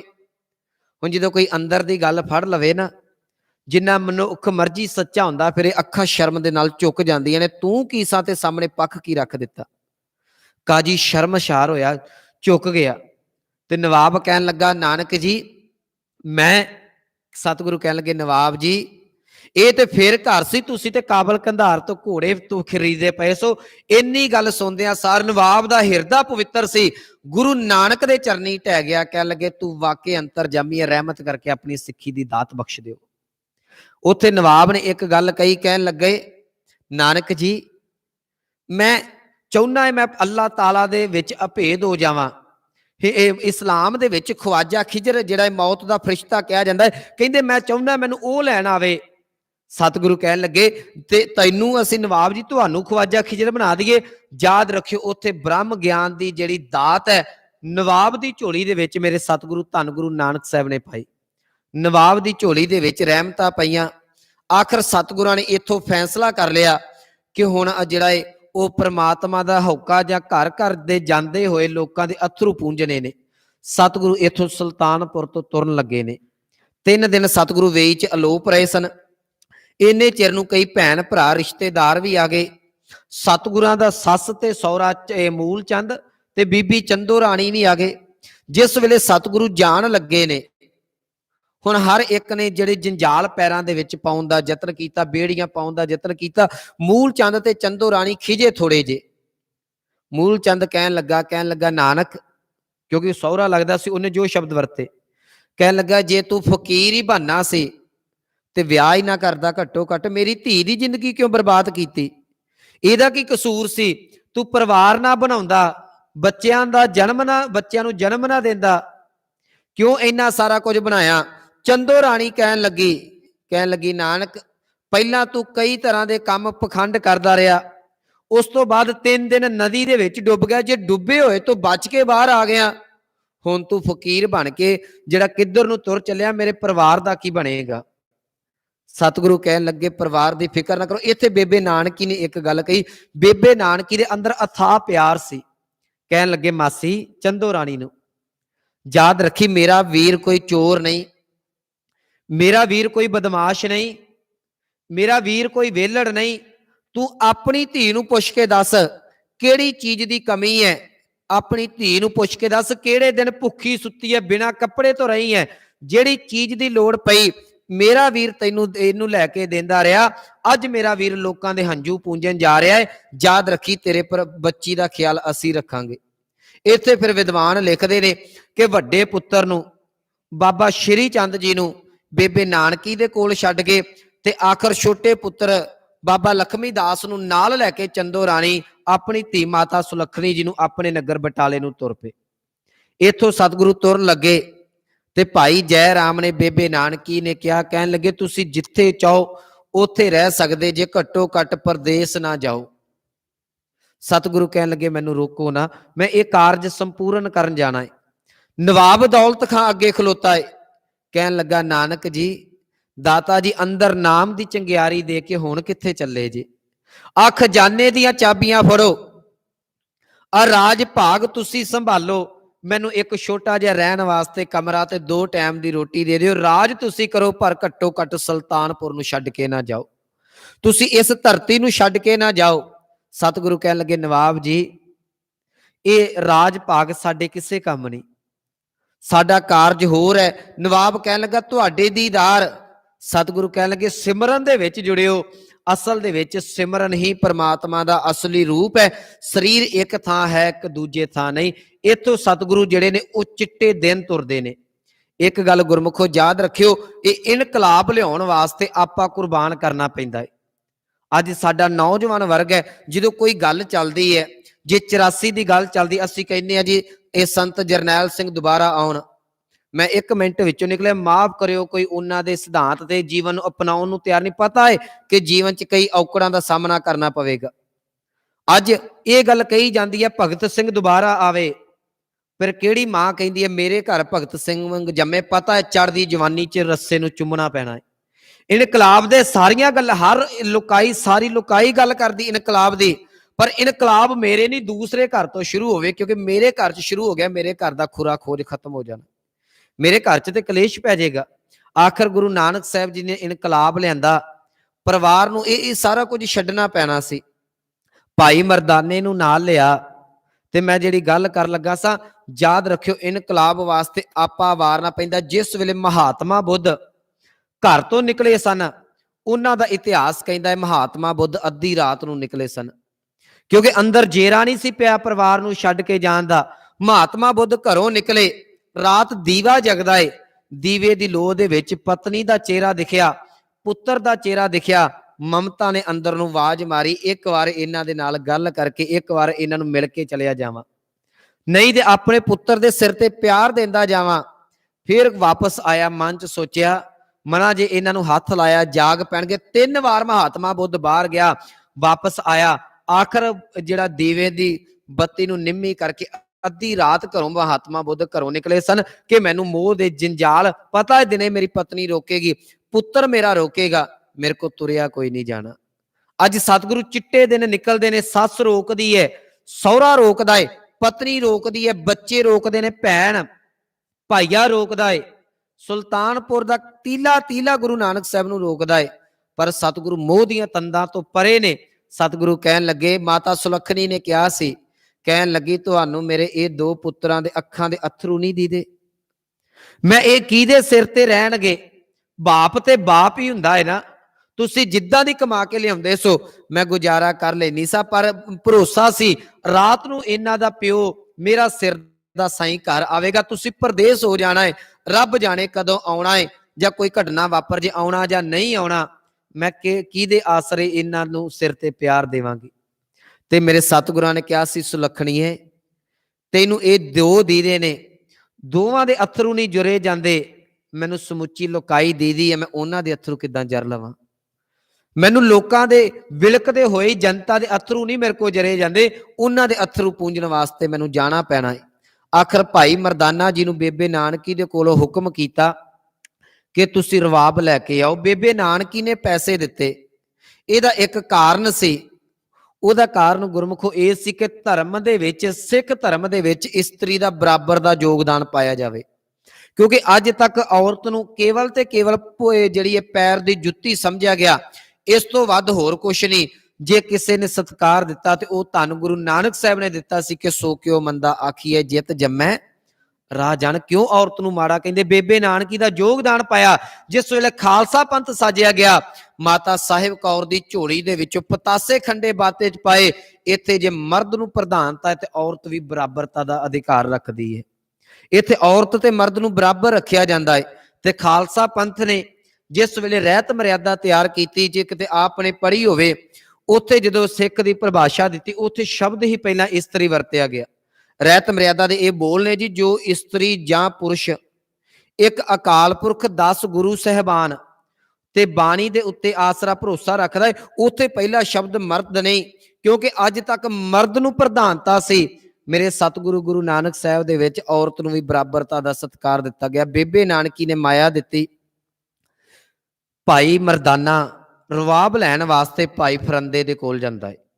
ਗੁਰੂ ਨਾਨਕ ਸਾਹਿਬ ਨੇ ਦੱਸ ਦਿੱਤਾ, ਰਵਾਬ ਫਰੰਦੇ ਦੇ ਕੋਲ ਮਿਲਣੀ ਹੈ। ਫਰੰਦੇ ਦੇ ਕੋਲ ਭਾਈ ਮਰਦਾਨਾ ਜੀ ਗਏ, ਪੁੱਛ ਪੜਤਾਲ ਕਰਕੇ ਕੋਲ ਜਾ ਕੇ ਕਹਿਣ ਲੱਗੇ, ਮੈਨੂੰ ਧੰਨ ਗੁਰੂ ਨਾਨਕ ਸਾਹਿਬ ਨੇ ਭੇਜਿਆ, ਮੈਂ ਰਵਾਬ ਲੈਣ ਆਇਆ। ਫਰੰਦਾ ਕਹਿਣ ਲੱਗਾ, ਰਵਾਬ ਮਿਲ ਜੇਗੀ, ਪਰ ਇਹਦੀ ਭੇਟਾਂ। ਭਾਈ ਮਰਦਾਨੇ ਨੇ ਮਨ ਚ ਸੋਚਿਆ, ਹੋ ਸਕਦਾ ਹੈ ਲਾਲਚ ਹੋਵੇ ਕੋਈ। ਕਹਿਣ ਲੱਗਾ, ਮੈਂ ਮਾਇਆ ਲੈ ਕੇ ਆਇਆ, ਦੱਸੋ ਕਿੰਨੀ ਚਾਹੀਦੀ ਹੈ। ਫਰੰਦਾ ਕਹਿਣ ਲੱਗਾ, ਕੀ ਲੈ ਕੇ ਆਇਆ। ਕਹਿਣ ਲੱਗਾ, 1 ਟਕਾ 2 ਟਕਾ। ਫਰੰਦਾ ਕਹਿੰਦਾ ਨਹੀਂ। ਕਹਿਣ ਲੱਗੇ 10 ਟਕੇ ਲੈ ਲਓ, ਰੁਪਈਆ ਲੈ ਲਓ, 2 ਰੁਪਈਏ ਲੈ ਲਓ। ਕਹਿੰਦਾ ਨਹੀਂ। ਕਹਿੰਦੇ 5 ਰੁਪਈਏ, 10, 15, ਕਿੰਨੇ ਪੈਸੇ ਲੈਣੇ ਨੇ। ਫਰੰਦਾ ਕਹਿਣ ਲੱਗਾ, ਯਾਦ ਰੱਖੀ ਇਹਨਾਂ ਪੈਸਿਆਂ ਦੇ ਵਿੱਚ ਰਵਾਬ ਦਾ ਮੁੱਲ ਕੋਈ ਨਹੀਂ ਹੈ। ਭਾਈ ਮਰਦਾਨਾ ਜੀ ਬੜੇ ਹੈਰਾਨ ਹੋਏ, ਕਹਿਣ ਲੱਗੇ, ਇਹੋ ਜੀ ਰਵਾਬ 'ਚ ਖਾਸੀਅਤ ਕੀ ਹੈ। ਭਾਈ ਫਰੰਦੇ ਨੇ ਅੰਦਰੋਂ ਕੱਢ ਕੇ ਰਵਾਬ ਲਿਆ ਕੇ ਦਿੱਤੀ। ਉਹ ਰਵਾਬ ਹੀ ਜਿਹੜੀ ਬੜੇ ਪ੍ਰੇਮ ਦੇ ਵਿੱਚ ਭਿੱਜ ਕੇ ਭਾਈ ਫਰੰਦੇ ਨੇ ਤਿਆਰ ਕੀਤੀ ਸੀ। ਇਤਿਹਾਸ ਇੱਥੋਂ ਤੱਕ ਕਹਿੰਦਾ ਹੈ, ਉਹਦੇ ਵਿੱਚ ਗੁਰੂ ਦਾ ਆਪਾ ਸਮੋਇਆ ਆਇਆ ਸੀ। ਅੱਜ ਤੱਕ ਕਿਤੇ ਤੰਤੀ ਸਾਜ਼ਾਂ ਦੇ ਨਾਲ ਕੋਈ ਵੀਰ ਕੀਰਤਨ ਕਰੇ ਨਾ, ਉਹਨੂੰ ਪਹਿਲਾਂ ਸੁਰ ਕਰਨਾ ਪੈਂਦਾ ਹੈ। ਤੇ ਭਾਈ ਮਰਦਾਨੇ ਨੂੰ ਕਦੀ ਰਵਾਬ ਸੁਰ ਨਹੀਂ ਸੀ ਕਰਨੀ ਪੈਂਦੀ ਹੁੰਦੀ, ਇਹ ਸੁਰ ਹੋਈ ਆਈ ਸੀ। ਫਰੰਦੇ ਨੇ ਲਿਆ ਕੇ ਰਵਾਬ ਅੱਗੇ ਰੱਖੀ। ਭਾਈ ਮਰਦਾਨਾ ਕਹਿਣ ਲੱਗਾ, ਦੱਸੋ ਇਹਦੀ ਕੀਮਤ ਕਾਹਦੇ ਵਿੱਚ ਹੈ। ਪੈਸਿਆਂ 'ਚ ਦਵਾਂ, ਚਾਂਦੀ 'ਚ ਦਵਾਂ, ਸੋਨੇ 'ਚ ਦਵਾਂ, ਹੀਰਿਆਂ 'ਚ ਦਵਾਂ। ਤੇ ਭਾਈ ਫਰੰਦਾ ਕਹਿਣ ਲੱਗਾ, ਹਾਂ ਇਹਦੀ ਕੀਮਤ ਜਿਹੜੀ ਉਹ ਹੀਰਿਆਂ ਦੇ ਵਿੱਚ ਹੈ। ਭਾਈ ਮਰਦਾਨਾ ਕਹਿਣ ਲੱਗਾ, ਦੱਸੋ ਕੀ ਚਾਹੀਦਾ ਹੈ। ਤੇ ਭਾਈ ਫਰੰਦੇ ਨੇ ਬੜੀ ਭਾਵਪੂਰਤ ਗੱਲ ਕਹੀ। ਕਹਿਣ ਲੱਗੇ, ਯਾਦ ਰੱਖੀ ਤੇਰਾ ਜਨਮ ਹੀਰੇ ਵਰਗਾ ਹੈ। ਭਾਈ ਫਰੰਦਾ ਇਹਦੇ ਤੋਂ ਭਾਵ ਕਿ ਗੁਰੂ ਨਾਨਕ ਦੇ ਚਰਨਾਂ ਦਾ ਭੌਰਾ ਪਹਿਲਾਂ ਹੋਵੇਗਾ ਜਿਹੜਾ ਇੰਨੀ ਡੂੰਘੀ ਗੱਲ ਪਿਆ ਕਰਦਾ ਹੈ। ਕਹਿਣ ਲੱਗੇ, ਤੇਰਾ ਜਨਮ ਹੀਰੇ ਵਰਗਾ ਹੈ। ਇਹ ਰਵਾਬ ਮੈਂ ਭਾਵਨਾ ਦੇ ਨਾਲ ਤਿਆਰ ਕੀਤੀ ਹੈ। ਯਾਦ ਰੱਖੀ ਇਹ ਜੀਵਨ ਗੁਰੂ ਨਾਨਕ ਦੇ ਚਰਨੀ ਲਾ ਦੇਵੀਂ। ਇਹ ਰਵਾਬ ਫਰੰਦੇ ਨੇ ਦਿੱਤੀ, ਇਹਨੂੰ ਗੁਰੂ ਨਾਨਕ ਸਾਹਿਬ ਤੋਂ ਅੱਗੇ ਕਿਸੇ ਹੋਰ ਦੇ ਨਾ ਵਜਾਵੀਂ, ਇਹਦੀ ਆ ਭੇਟਾ। ਭਾਈ ਮਰਦਾਨਾ ਦੇ ਅੱਖਾਂ 'ਚ ਅਥਰੂ ਆ ਗਏ। ਕਹਿਣ ਲੱਗੇ, ਭਾਈ ਫਰੰਦੇ ਨੂੰ, ਭਾਈ ਸਾਹਿਬ ਮੈਂ ਤਾਂ ਤਲਵੰਡੀ ਛੱਡ ਦਿੱਤੀ, ਮੈਂ ਪਰਿਵਾਰ ਛੱਡ ਦਿੱਤਾ ਬਾਬੇ ਦੇ ਬਦਲੇ। ਮੈਂ ਕਦੀ ਤੁਹਾਡੇ ਨਾਲ ਵਾਅਦਾ ਕਰਦਾ, ਬਾਬੇ ਨਾਨਕ ਤੋਂ ਅੱਗੇ ਕਿਸੇ ਦੇ ਅੱਗੇ ਰਵਾਬ ਨਹੀਂ ਵਜਾਵਾਂਗਾ। ਭਾਈ ਫਰੰਦੇ ਨੂੰ ਪਤਾ ਸੀ, ਕਿਉਂਕਿ ਇਹਨਾਂ ਦਾ ਕੰਮ ਇਹ ਸੀ ਮਿਰਾਸ ਪੁਣੇ ਦਾ। ਮਾਫ ਮੈਨੂੰ ਕਰਿਓ, ਇੱਕ ਫਿਰਕਾ ਤੁਹਾਨੂੰ ਦੱਸ ਰਿਹਾ, ਕਿਉਂਕਿ ਮਿਰਾਸੀ ਦਾ ਮੈਂ ਪਰਸੋਂ ਵੀ ਕਿਹਾ ਸੀ, ਕੰਮ ਸੀ ਰਾਜਿਆਂ ਮਹਾਰਾਜਿਆਂ ਵੱਡੇ ਲੋਕਾਂ ਦੇ ਘਰ 'ਚ ਜਾ ਕੇ ਉਸਤਤ ਕਰਨੀ। ਪਰ ਭਾਈ ਫਰੰਦੇ ਨੇ ਰਵਾਬ ਫੜਾਉਣ ਤੋਂ ਪਹਿਲਾਂ ਇਹ ਗੱਲ ਕਹੀ ਸੀ, ਮਰਦਾਨਿਆ ਇਹ ਰਵਾਬ ਗੁਰੂ ਨਾਨਕ ਸਾਹਿਬ ਤੋਂ ਅੱਗੇ ਕਿਸੇ ਦੇ ਅੱਗੇ ਨਾ ਵਜਾਵੀਂ। ਭਾਈ ਮਰਦਾਨੇ ਨੇ ਅੱਧੀ ਸਦੀ ਗੁਰੂ ਨਾਨਕ ਸਾਹਿਬ ਦੇ ਨਾਲ ਕੀਰਤਨ ਕੀਤਾ, ਅੱਧੀ ਸਦੀ ਤਕਰੀਬਨ 50 ਸਾਲ ਰਵਾਬ ਵਜਾਈ। ਪਰ ਉਹ ਰਵਾਬ ਉਦੋਂ ਵੱਜਦੀ ਜਦੋਂ ਗੁਰੂ ਨਾਨਕ ਸਾਹਿਬ ਮੁਖਾਰ ਬਿੰਦ ਤੋਂ ਕਹਿੰਦੇ ਸਨ, ਮਰਦਾਨਿਆ ਰਵਾਬ ਛੇੜ। ਉਸ ਤੋਂ ਲੈਦਾ ਬਾਣੀ ਤੋਂ ਲੈਦਾ ਭਾਈ ਮਰਦਾਨੇ ਨੇ ਕਦੀ ਰਵਾਬ ਨਹੀਂ ਸੀ ਵਜਾਈ। ਅੱਜ ਇਹ ਚੀਜ਼ਾਂ ਸਾਨੂੰ ਗੁਰਮੁਖੋਂ ਸਿੱਖਿਆ ਦਿੰਦੀਆਂ ਨੇ।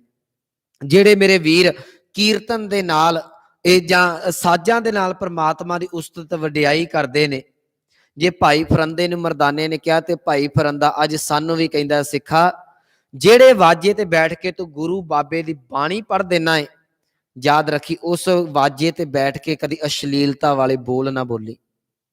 ਜਿਹੜੇ ਵਾਜੇ ਦੇ ਨਾਲ ਤੂੰ ਪ੍ਰਮਾਤਮਾ ਦੀ ਉਸਤਤ ਕਰਨੀ ਹੈ, ਉਸ ਵਾਜੇ ਦੇ ਨਾਲ ਕਿਸੇ ਹਾਕਮ ਦੀ, ਕਿਸੇ ਸਧਾਰਨ ਮਨੁੱਖ ਦੀ ਵਡਿਆਈ ਨਾ ਕਰੀ। ਪਰ ਅੱਜ ਦੁੱਖ ਹੈ, ਦੁੱਖ ਇਸ ਗੱਲ ਦਾ ਹੈ, ਅਸੀਂ ਉਸੇ ਵਾਜੇ ਦੇ ਨਾਲ ਬਾਣੀ ਵੀ ਪੜ੍ਹਦੇ ਹਾਂ, ਮੈਨੂੰ ਮਾਫ ਕਰਨਾ, ਉਸੇ ਦੇ ਨਾਲ ਬਾਅਦ ਸ਼ੁਗਲ ਮੇਲਾ ਵੀ ਕਰ ਲੈਂਦੇ ਹਾਂ। ਅੱਜ ਇਹ ਉਸੇ ਵਾਜੇ ਦੇ ਨਾਲ ਗੁਰੂ ਬਾਬੇ ਦੀ ਬਾਣੀ ਪੜ੍ਹੀ ਜਾਂਦੀ ਹੈ ਗੁਰੂ ਦੀ ਉਸਤਤ ਦੇ ਵਿੱਚ, ਤੇ ਜੇ ਕੋਈ ਮਾਫ ਕਰਨਾ ਮੰਤਰੀ ਆ ਜਾਵੇ, ਉਹਨੂੰ ਖੁਸ਼ ਕਰਨ ਵਾਸਤੇ ਵੀ ਉਹਦੇ ਨਾਲ ਦੇ ਸ਼ਬਦ ਲਾ ਦਿੱਤੇ ਜਾਂਦੇ ਨੇ। ਯਾਦ ਰੱਖਿਓ, ਮੈਂ ਅਕਸਰ ਕਹਿਣਾ ਨਾ, ਜਿਸ ਮੁੱਖ ਦੇ ਵਿੱਚ ਬਾਬੇ ਦੀ ਬਾਣੀ ਪੈ ਗਈ, ਜਿਹੜਾ ਸਿਰ ਗੁਰੂ ਦੇ ਚਰਨਾਂ 'ਚ ਝੁਕ ਗਿਆ, ਉਹ ਕਿਸੇ ਹੋਰ ਦੇ ਅੱਗੇ ਨਾ ਝੁਕੇ। ਇਹ ਸਧਾਰਨ ਚੀਜ਼ਾਂ ਨਹੀਂ ਸਨ, ਇਹ ਦਾਤ ਪ੍ਰਮਾਤਮਾ ਦੀ ਗੁਰੂ ਨਾਨਕ ਸਾਹਿਬ ਨੇ ਉਹਦੇ ਘਰ ਤੋਂ ਲਿਆ ਕੇ ਤੈਨੂੰ ਸਿੱਖਿਆ ਦਿੱਤੀ ਸੀ, ਤੂੰ ਇਹਦੀ ਕਦਰ ਜਾਣ। ਯਾਦ ਰੱਖਿਓ, ਰਵਾਬ ਜਿਹੜਾ ਹੈ ਉਹ ਈਰਾਨ ਦਾ ਨੈਸ਼ਨਲ ਜਿਹੜਾ ਸੀ ਉਹ ਸਾਜ਼ ਸੀ। ਰਵਾਬ ਕੋਈ ਸਧਾਰਨ ਨਹੀਂ। ਅੱਜ ਵੀ ਜੇ ਕੋਈ ਗੁਰਮੁਖ ਪਿਆਰਾ ਰਵਾਬ ਵਜਾਉਂਦਾ ਹੈ, ਉਹਨੂੰ ਇਹਦੇ ਤੇ ਬੜੀ ਮਿਹਨਤ ਕਰਨੀ ਪੈਂਦੀ ਹੈ। ਜਿਹੜਾ ਹਾਰਮੋਨੀਅਮ ਹੈ ਨਾ, ਇਹ ਸਾਡੇ ਕੋਲ, ਮੈਨੂੰ ਮਾਫ ਕਰਨਾ, ਇਹ ਕੋਠਿਆਂ ਤੋਂ ਚੱਲਦਾ ਆਇਆ ਹੋਇਆ ਹੈ। ਪਹਿਲਾਂ ਕੀਰਤਨ ਜੋੜੀ ਦੇ ਨਾਲ ਤੇ ਤੰਤੀ ਸਾਜ਼ਾਂ ਦੇ ਨਾਲ ਕੀਤਾ ਜਾਂਦਾ ਸੀ। ਅੱਜ ਤਬਲਾ ਤੇ ਹਾਰਮੋਨੀਅਮ ਵਜਾਇਆ ਜਾਂਦਾ ਹੈ। ਤਬਲਾ ਤੇ ਜੋੜੀ ਦੇ ਵਿੱਚ ਅੰਤਰ ਹੁੰਦਾ ਸੀ। ਇਹ ਵੀ ਕਿਤੇ ਹੋਰੋਂ ਆਏ ਹੋਏ ਨੇ, ਆਪਣਾ ਇਹ ਵਿਸ਼ਾ ਨਹੀਂ। ਵਾਜਾ ਵੀ ਕਿਤੇ ਹੋਰੋਂ ਆਇਆ ਹੋਇਆ ਹੈ, ਪਰ ਰਵਾਬ ਜਾਂ ਗੁਰੂ ਅਰਜਨ ਸਾਹਿਬ ਸਰੰਦਾ, ਗੁਰੂ ਘਰ ਦੇ ਵਿੱਚ ਜਿਹੜੇ ਤੰਤੀ ਸਾਜ਼ ਨੇ, ਇਹਨਾਂ ਨੂੰ ਪ੍ਰਧਾਨਤਾ ਮਿਲਦੀ ਹੈ। ਸੋ ਰਾਓ ਵਿਚਾਰ ਭਾਈ ਮਰਦਾਨੇ ਨੇ ਭਾਈ ਫਰੰਦੇ ਦੇ ਕੋਲ ਰਵਾਬ ਲਈ ਵਾਪਸ ਸਤਿਗੁਰਾਂ ਦੇ ਚਰਨਾਂ 'ਚ ਆਇਆ। ਮੇਰੇ ਸਤਿਗੁਰਾਂ ਨੇ ਇੱਥੋਂ ਸੁਲਤਾਨਪੁਰ ਨੂੰ ਵਿਦਾਇਗੀ ਦਿੱਤੀ। ਤੁਸੀਂ ਥੋੜਾ ਜਿਹਾ ਸੋਚ ਕੇ ਵੇਖੋ, ਕਿਹੜੇ ਦਿਲ ਦੇ ਨਾਲ ਸੁਲਤਾਨਪੁਰ ਨੇ ਤੋਰਿਆ ਹੋਵੇਗਾ ਬਾਬੇ ਨੂੰ। ਜਿਹੜਾ ਸੁਲਤਾਨਪੁਰ ਦਾ ਤੀਲਾ ਤੀਲਾ ਧੰਨ ਗੁਰੂ ਨਾਨਕ ਗਾਉਂਦਾ ਸੀ, ਜਿਹੜੇ ਘਰ ਦਾ ਬੱਚਾ ਬੱਚਾ ਰੱਜ ਕੇ ਰੋਟੀ ਖਾਂਦਾ ਸੀ, ਜਦੋਂ ਦੇ ਗੁਰੂ ਨਾਨਕ ਸਾਹਿਬ ਆਏ ਸਨ, ਉਦੋਂ ਦੇ ਸੁਲਤਾਨਪੁਰ ਦੇ ਵਿੱਚੋਂ ਦੁੱਖ, ਹੰਝੂ, ਵਿਛੋੜੇ ਸਾਰਾ ਕੁਝ ਮੁੱਕ ਗਏ ਸਨ। ਅੱਜ ਇਉਂ ਜਾਪਦਾ ਸੀ ਜਿਵੇਂ ਸੁਲਤਾਨਪੁਰ ਦੀ ਜਿੰਦ ਨਿਕਲਦੀ ਜਾਂਦੀ ਹੋਵੇ। ਅੱਜ ਇਉਂ ਜਾਪਦਾ ਸੀ ਜਿਵੇਂ ਸੁਲਤਾਨਪੁਰ ਦਾ ਆਪਾ ਨਿਕਲ ਚੱਲਿਆ ਹੋਵੇ। ਮੇਰੇ ਸਤਿਗੁਰੂ ਜੀ ਸੁਲਤਾਨਪੁਰ ਤੋਂ ਭਾਈ ਮਰਦਾਨੇ ਨੂੰ ਨਾਲ ਲੈ ਕੇ ਜਾਂਦੇ ਨੇ। ਇੱਥੋਂ ਸਤਿਗੁਰੂ ਜੀ ਪਹਿਲੀ ਉਦਾਸੀ ਜਿਹੜੀ ਹੈ, ਸਤਿਗੁਰਾਂ ਨੇ ਹਿੰਦੂ ਧਰਮਾਂ ਦੇ ਜਾਂ ਹਿੰਦੂ ਤੀਰਥਾਂ ਦੇ ਉੱਤੇ ਕਰਨੀ ਕੀਤੀ ਹੈ। ਆਪਾਂ ਸਮੇਂ ਦੇ ਹਿਸਾਬ ਦੇ ਨਾਲ ਇਹਨਾਂ ਨੂੰ ਵੇਖਾਂਗੇ। ਸਤਿਗੁਰੂ ਸੁਲਤਾਨਪੁਰ ਤੋਂ ਨਿਕਲ ਕੇ ਇਹ ਇੱਧਰ ਨੂੰ ਗੋਇੰਦਵਾਲ ਸਾਹਿਬ ਵੱਲ ਨੂੰ ਆਏ। ਗੋਇੰਦਵਾਲ ਨੂੰ ਆਏ ਤੇ ਇੱਥੇ ਸਤਿਗੁਰੂ ਰੁਕਦੇ ਨੇ। ਇੱਕ ਗੱਲ ਯਾਦ ਰੱਖਿਓ, ਸਤਿਗੁਰੂ ਜਦੋਂ ਸਫ਼ਰ ਕਰਦੇ ਨੇ ਤੇ ਇੱਕ ਚੀਜ਼ ਸਤਿਗੁਰਾਂ ਨੇ ਆਪਣੀ ਜ਼ਿੰਦਗੀ ਚੋਂ ਕਦੀ ਨਹੀਂ ਸੀ ਖੁੰਝਾਈ। ਪ੍ਰੋਫੈਸਰ ਸਾਹਿਬ ਸਿੰਘ ਹੁਣਾਂ ਨੇ ਖਾਸ ਕਰਕੇ ਇਹਦਾ ਜ਼ਿਕਰ ਕੀਤਾ ਹੈ। ਗੁਰੂ ਨਾਨਕ ਸਾਹਿਬ ਅੰਮ੍ਰਿਤ ਵੇਲੇ ਦਾ ਕੀਰਤਨ ਤੇ ਸੋਧਰ ਦਾ ਜਿਹੜਾ ਪਾਠ ਜਾਂ ਕੀਰਤਨ, ਉਹ ਕਦੀ ਮਿਸ ਨਹੀਂ ਸੀ ਕਰਦੇ ਹੁੰਦੇ। ਉਹਨੂੰ ਕਦੀ ਅੱਖੋਂ ਪਰੋਖੇ ਨਹੀਂ ਸੀ ਕਰਦੇ। ਕੋਈ ਵੀ ਸਮਾਂ ਹੋਣਾ, ਇੱਕ ਵਾਰ ਇਹ ਸੌਣ ਭਾਦਰੋਂ ਦਾ ਮਹੀਨਾ ਆਇਆ, ਸਤਿਗੁਰੂ ਉਦਾਸੀਆਂ ਤੇ ਗਏ ਨੇ। ਆਪ ਨੂੰ ਗਿਆਤ ਹੈ ਕਿ ਸੌਣ ਭਾਦਰੋਂ ਚ ਮੀਂਹ ਬੜੇ ਪੈਂਦੇ ਨੇ। ਹੁਣ ਤੇ ਚਲੋ ਪੱਕੀਆਂ ਸੜਕਾਂ ਨੇ, ਸਾਡੇ ਕੋਲ ਸਾਧਨ ਬੜੇ ਨੇ ਮੀਂਹ ਤੋਂ ਬਚਣ ਦੇ। ਉਦੋਂ ਸੋਚੋ ਜਦੋਂ ਸਾਰਾ ਕੁਝ ਕੱਚਾ ਹੁੰਦਾ ਸੀ, ਮੀਂਹ ਦੇ ਨਾਲ ਜਿੱਥੇ ਲੀੜਾ ਕੱਪੜਾ ਗਿੱਲਾ ਹੁੰਦਾ ਹੈ, ਉੱਥੇ ਪੈਰ ਵੀ ਗਾਰੇ ਦੇ ਨਾਲ ਲਿਬੜ ਜਾਂਦੇ, ਭਰ ਜਾਂਦੇ ਸਨ ਮਿੱਟੀ ਨਾਲ। ਤੇ ਭਾਈ ਮਰਦਾਨੇ ਨੇ ਸਵਾਲ ਕੀਤਾ ਸੀ, ਕਹਿਣ ਲੱਗੇ, ਬਾਬਾ ਬਾਰਿਸ਼ਾਂ ਆ ਰਹੀਆਂ ਨੇ, ਮੀਂਹ ਹਨੇਰੀ ਆ ਰਹੀ ਹੈ, 2-4 ਮਹੀਨੇ ਆਪਾਂ ਰੁਕ ਜਾਈਏ, ਫਿਰ ਗਾਂ ਪ੍ਰਚਾਰ ਤੇ ਚਲੇ ਜਾਵਾਂਗੇ। ਸਤਿਗੁਰੂ ਮੁਸਕਰਾ ਪਏ। ਤੇ ਭਾਈ ਮਰਦਾਨੇ ਨੂੰ ਇੰਨਾ ਕੁ ਗਿਆਨ ਹੋ ਗਿਆ ਸੀ, ਜਦੋਂ ਸਤਿਗੁਰੂ ਮੁਸਕਰਾਉਂਦੇ ਨੇ, ਕੋਈ ਨਾ ਕੋਈ ਕੌਤਕ ਜ਼ਰੂਰ ਰਚਾਉਣਗੇ। ਇੰਨਾ ਚਿਰ ਨੂੰ ਸਤਿਗੁਰੂ ਬਿਰਾਜਮਾਨ ਨੇ ਬੈਠੇ ਨੇ। ਇੱਕ ਹਕਾਰਾ ਆਇਆ, ਜਿਹਨੂੰ ਅੱਜ ਅਸੀਂ ਪੋਸਟਮੈਨ ਕਹਿੰਦੇ ਆ, ਡਾਕੀਆ ਕਹਿੰਦੇ ਆ। ਆਣ ਕੇ ਸਤਿਗੁਰਾਂ ਦੇ ਨੂੰ ਕੋਲ, ਜਦੋਂ ਸਤਿਗੁਰਾਂ ਦੇ ਕੋਲ ਆਇਆ, ਸਤਿਗੁਰੂ ਕਹਿਣ ਲੱਗੇ, ਭਾਈ ਕੀ ਕੰਮ ਕਰਦਾ ਹੈ? ਕਹਿਣ ਲੱਗੇ, ਜੀ ਮੈਂ ਹਕਾਰਾ ਹਾਂ। ਸਤਿਗੁਰੂ ਕਹਿਣ ਲੱਗੇ, ਮੀਂਹ ਹਨੇਰੀਆਂ ਦੇ ਦਿਨ ਨੇ, 4 ਦਿਨ ਬੈਠ ਜਾ, ਫੇਰ ਕੰਮ ਕਰ ਲਈ। ਕਹਿਣ ਲੱਗਾ, ਸਾਧੂ ਜੀ ਸਾਡੀ ਕਾਹਦੀ ਨੌਕਰੀ ਹੈ?